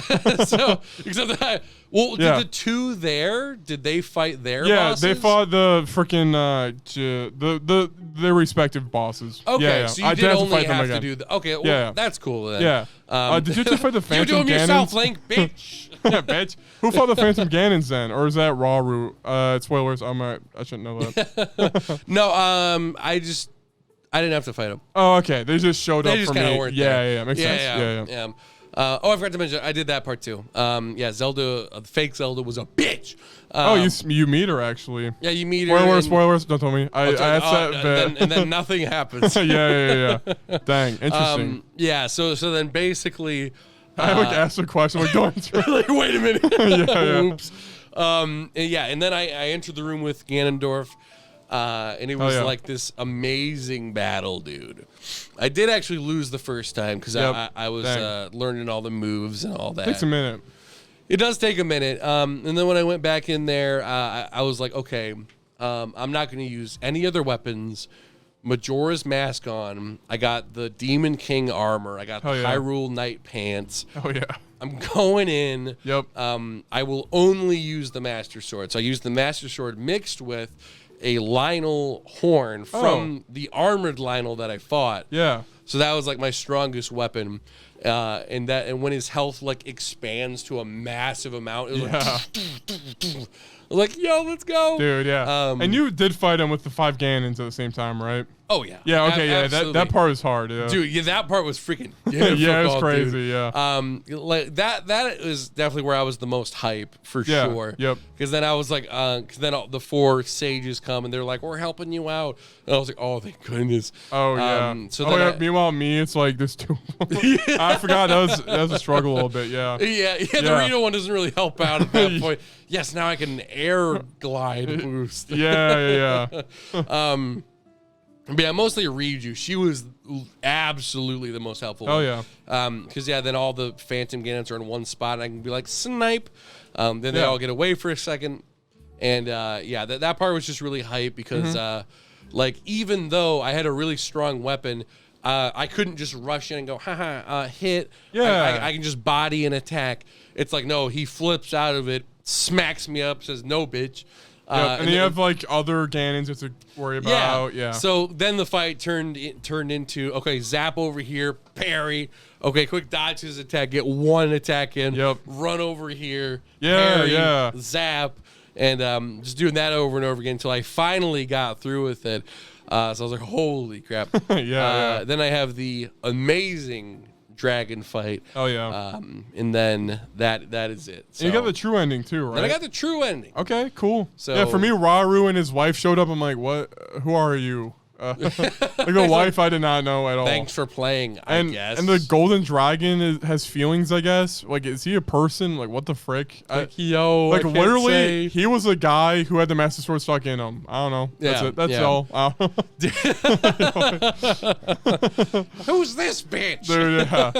Dude, yeah. I'm like One Piece. Like, I'm like freaking Serpent guy. I kick him out of the way, and then Yeah. I don't know. Yeah, That's great. yeah, whatever. But man. yeah. But I mean, that is about it. So I guess other Yeah. than that, were there any final things that you wanted to throw out there before we rate it? I agree. It could have used a little bit more Zelda flair to Yep, it, but 100%. overall, the loop, you really like when you sit down with this game. Sometimes small tasks take a while. Like, oh, I'm gonna just do this thing. It quickly evolves into, oh, on the way to doing this, I want to do this shrine, or I want to do this. Oh yeah, It's super like fun, and it's really a good game to roll. Just kind of like live in. yeah. And did it ever get boring to you with the road thing where like the same 4 NPCs would show up on the road at all? I didn't really go on the roads too much. A lot of my traversal was I would go into the sky and then I'd just try to like friggin' Fortnite glide over into a spot. Yeah. I mean, maybe I should have gone on land more. No, like I said, but- I use horses, you use machines, yeah. Yeah. So that was my main way of doing it is I would just like fly everywhere. Yeah. But yeah, so I only really bumped. I think I only talked to Beetle like one time. Yeah, dang. Because I was like, you don't really have anything for me. Okay, cool. Hey, I'm just saying, if you do stables more, you get horse armor later on. I don't know if you knew that. So. Oh, I did not. Oh, dude, yeah, you get. I have like okay. several sets. Yeah. Dude, heck yeah. Yep. To be completely honest, when I ended Breath of the Wild, I was like, I can't go back to that. Yeah. But this game, I could see myself going back to it and being like, oh, for sure. I'll do some more stuff. Yeah. Why not? They changed the world so much. There's like you can do like Yeah. you could go like today's the depths week. I'm gonna only go in the depths this whole week I'm playing. It is go like quite that. literally. If you didn't know, the depths is literally a mirrored version of the land. Oh, interesting. Like if there's a mountain sticking up on the land, it's sticking down. It's like that. Yeah. Did you Yeah. ever think the depths were like kind of barren though? No, there were definitely a few times where I was like, oh. Well, there's like some moments where like you're looking at the mini map, you don't know if there's anything there, and you're like kind of bashing you're climbing a cliff, and there's like a ceiling. You're like screwed. Oh, dude, yeah, you know, I've definitely like, gotten that where I'm like, okay, no. Yeah. No, this is why I'm here. You know, like that. Yeah. yeah. Yep. Like, I couldn't glide as much as I thought that I could. Like, I'd be gliding, and then I'm like, oh, and I hit a wall, and I fell. Yeah. Yeah, but and then other things, I do like how they added more like NPCs dialogue in the game. Oh, yeah. I like, you know, there's more just people talking in general. Yep. More interesting areas to look at or around.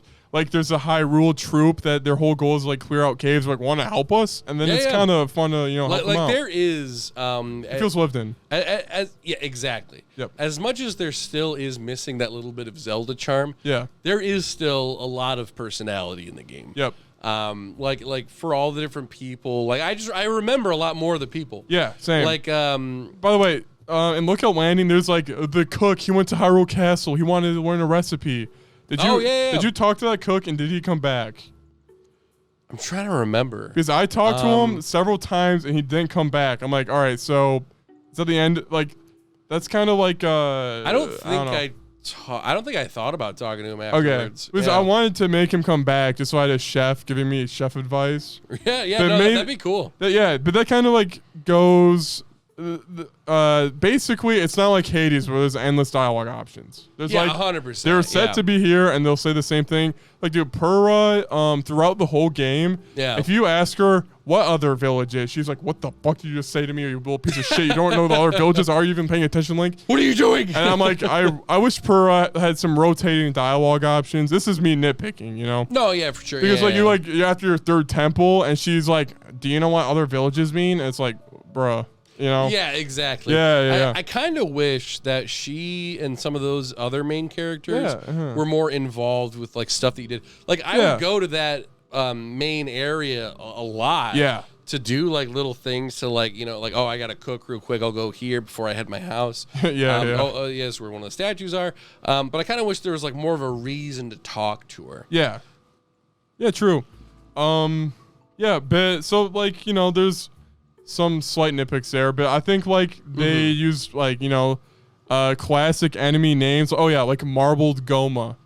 I'm pretty sure the Goma's like an Ocarina of Time boss. Yep. Gleeoks are from Nintendo, like Phantom Hourglass or something. Oh yeah, I completely forgot. Yeah, it's also in like Zelda 2 and stuff like that. So I like stuff like that where it's like little references and all that. And like I thought it was really cool that the Gibdos came back, but instead of being like zombie mummy things, they're like bugs. I was like, that's super cool. Yeah. Agreed. I loved all the little stories here and there. Like when you go to Gerudo, if you get caught, you get thrown in jail. There's a dude in there that's like, I just wanted to see my wife. And then when you find his wife, she's like, oh, yeah, I know he's in jail. I don't really want to talk to him right now. I'm like, ooh. Ooh, yeah. Ooh. Dang. Yeah. Yeah, that's about it, though. Yeah, that is about it for me. So what is your for real rating on the game? Rating, I think I'm going to give it a 6 out of 5. I think For real? Even though it's not like, the Zelda experience, it is a Zelda experience. But it's not, I wish it had some more classic elements. It's still like a really, really good game. Like a really good. 100%, dude. Like it's like you can't put it down almost, you know? Exactly. Yeah. It's addictive to play it. Yep. I think what I can relate this feeling to the most is when I played Nuts and Bolts. Oh, huh. Yeah. Ironically enough, because it's like building stuff too. Yeah. Because it's like you play the originals and then you play this new one, and you are missing that charm. You're missing some of that element that you loved about the first one.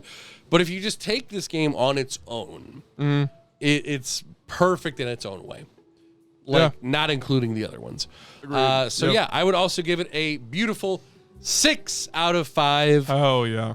Perfect game in just about every single way. Oh, what'd you think of the voice acting, too, by the way? Voice acting was got to. I loved it. Right on. You like the Goron going, oh, I don't know. yeah. Like, it actually fixed one thing for me. I always thought it was weird that all the, like whenever I read it in my head, whenever the Gorons say Goro, I could never, like, it never made sense to me. I was like, where are you going, Goro? Yeah. It just didn't make sense. But, like, when I heard them say, like, what are you doing, Goro? Like, it made more sense to me. I was like, oh, it's kind of like saying dude. Yeah, okay. yeah. Just never made that connection for some reason. Yeah. I don't think there were any voices that really bugged me. Okay, cool. Like, I mean, even Sidon, he was pretty good. Riju, she was good. Yep. I know a lot of people have a problem with Zelda's voice, but I think she's fine. Oh, yeah. Yeah, she's fine. Yeah, she's fine. I still find it funny how apparently after she was done with the first game, she had to, like, they didn't give her a free copy. She had to buy it. It was the same with this one. She had to go buy a copy. Bruh. Like, bro, the freaking, I didn't even know your that. character's name is Zelda? Yeah. Zelda. You got to go, why don't you get yourself a copy, huh? Dude, that sucks. It's like, bro, really? Come on. Hell yeah. But yeah, guys, thanks. thank you so much for watching this episode of Gentlemen Discuss Tears of the Kingdom. Check us out for the next review, which I guess game-wise might be Diablo 4, maybe. Yeah, we'll see. Yeah. Might as well. Game-wise, why not? yeah. But check us out next time. Thank you guys for watching. 16. Oh, yeah. Hey, or Final Fantasy 16. We'll see you guys later. Peace. Check you later. See you. All right, podcast crew. And guys, we're going to be wrapping it up here with the podcast. Hope you enjoyed that little different format. But yeah, it's been good. Grant, any more comments for our podcast viewers who got a deeper cut? Got a little bit of a deeper cut. Guys, it's been lively. It's been cool. It's been fun. Subscribe for more amazing videos coming soon on both Rant Guy Reviews and Jacob's Pod. Gaming Adventure and PvP Pod. We'll see you guys later. Yeah, see you guys later. Peace. Yeehaw.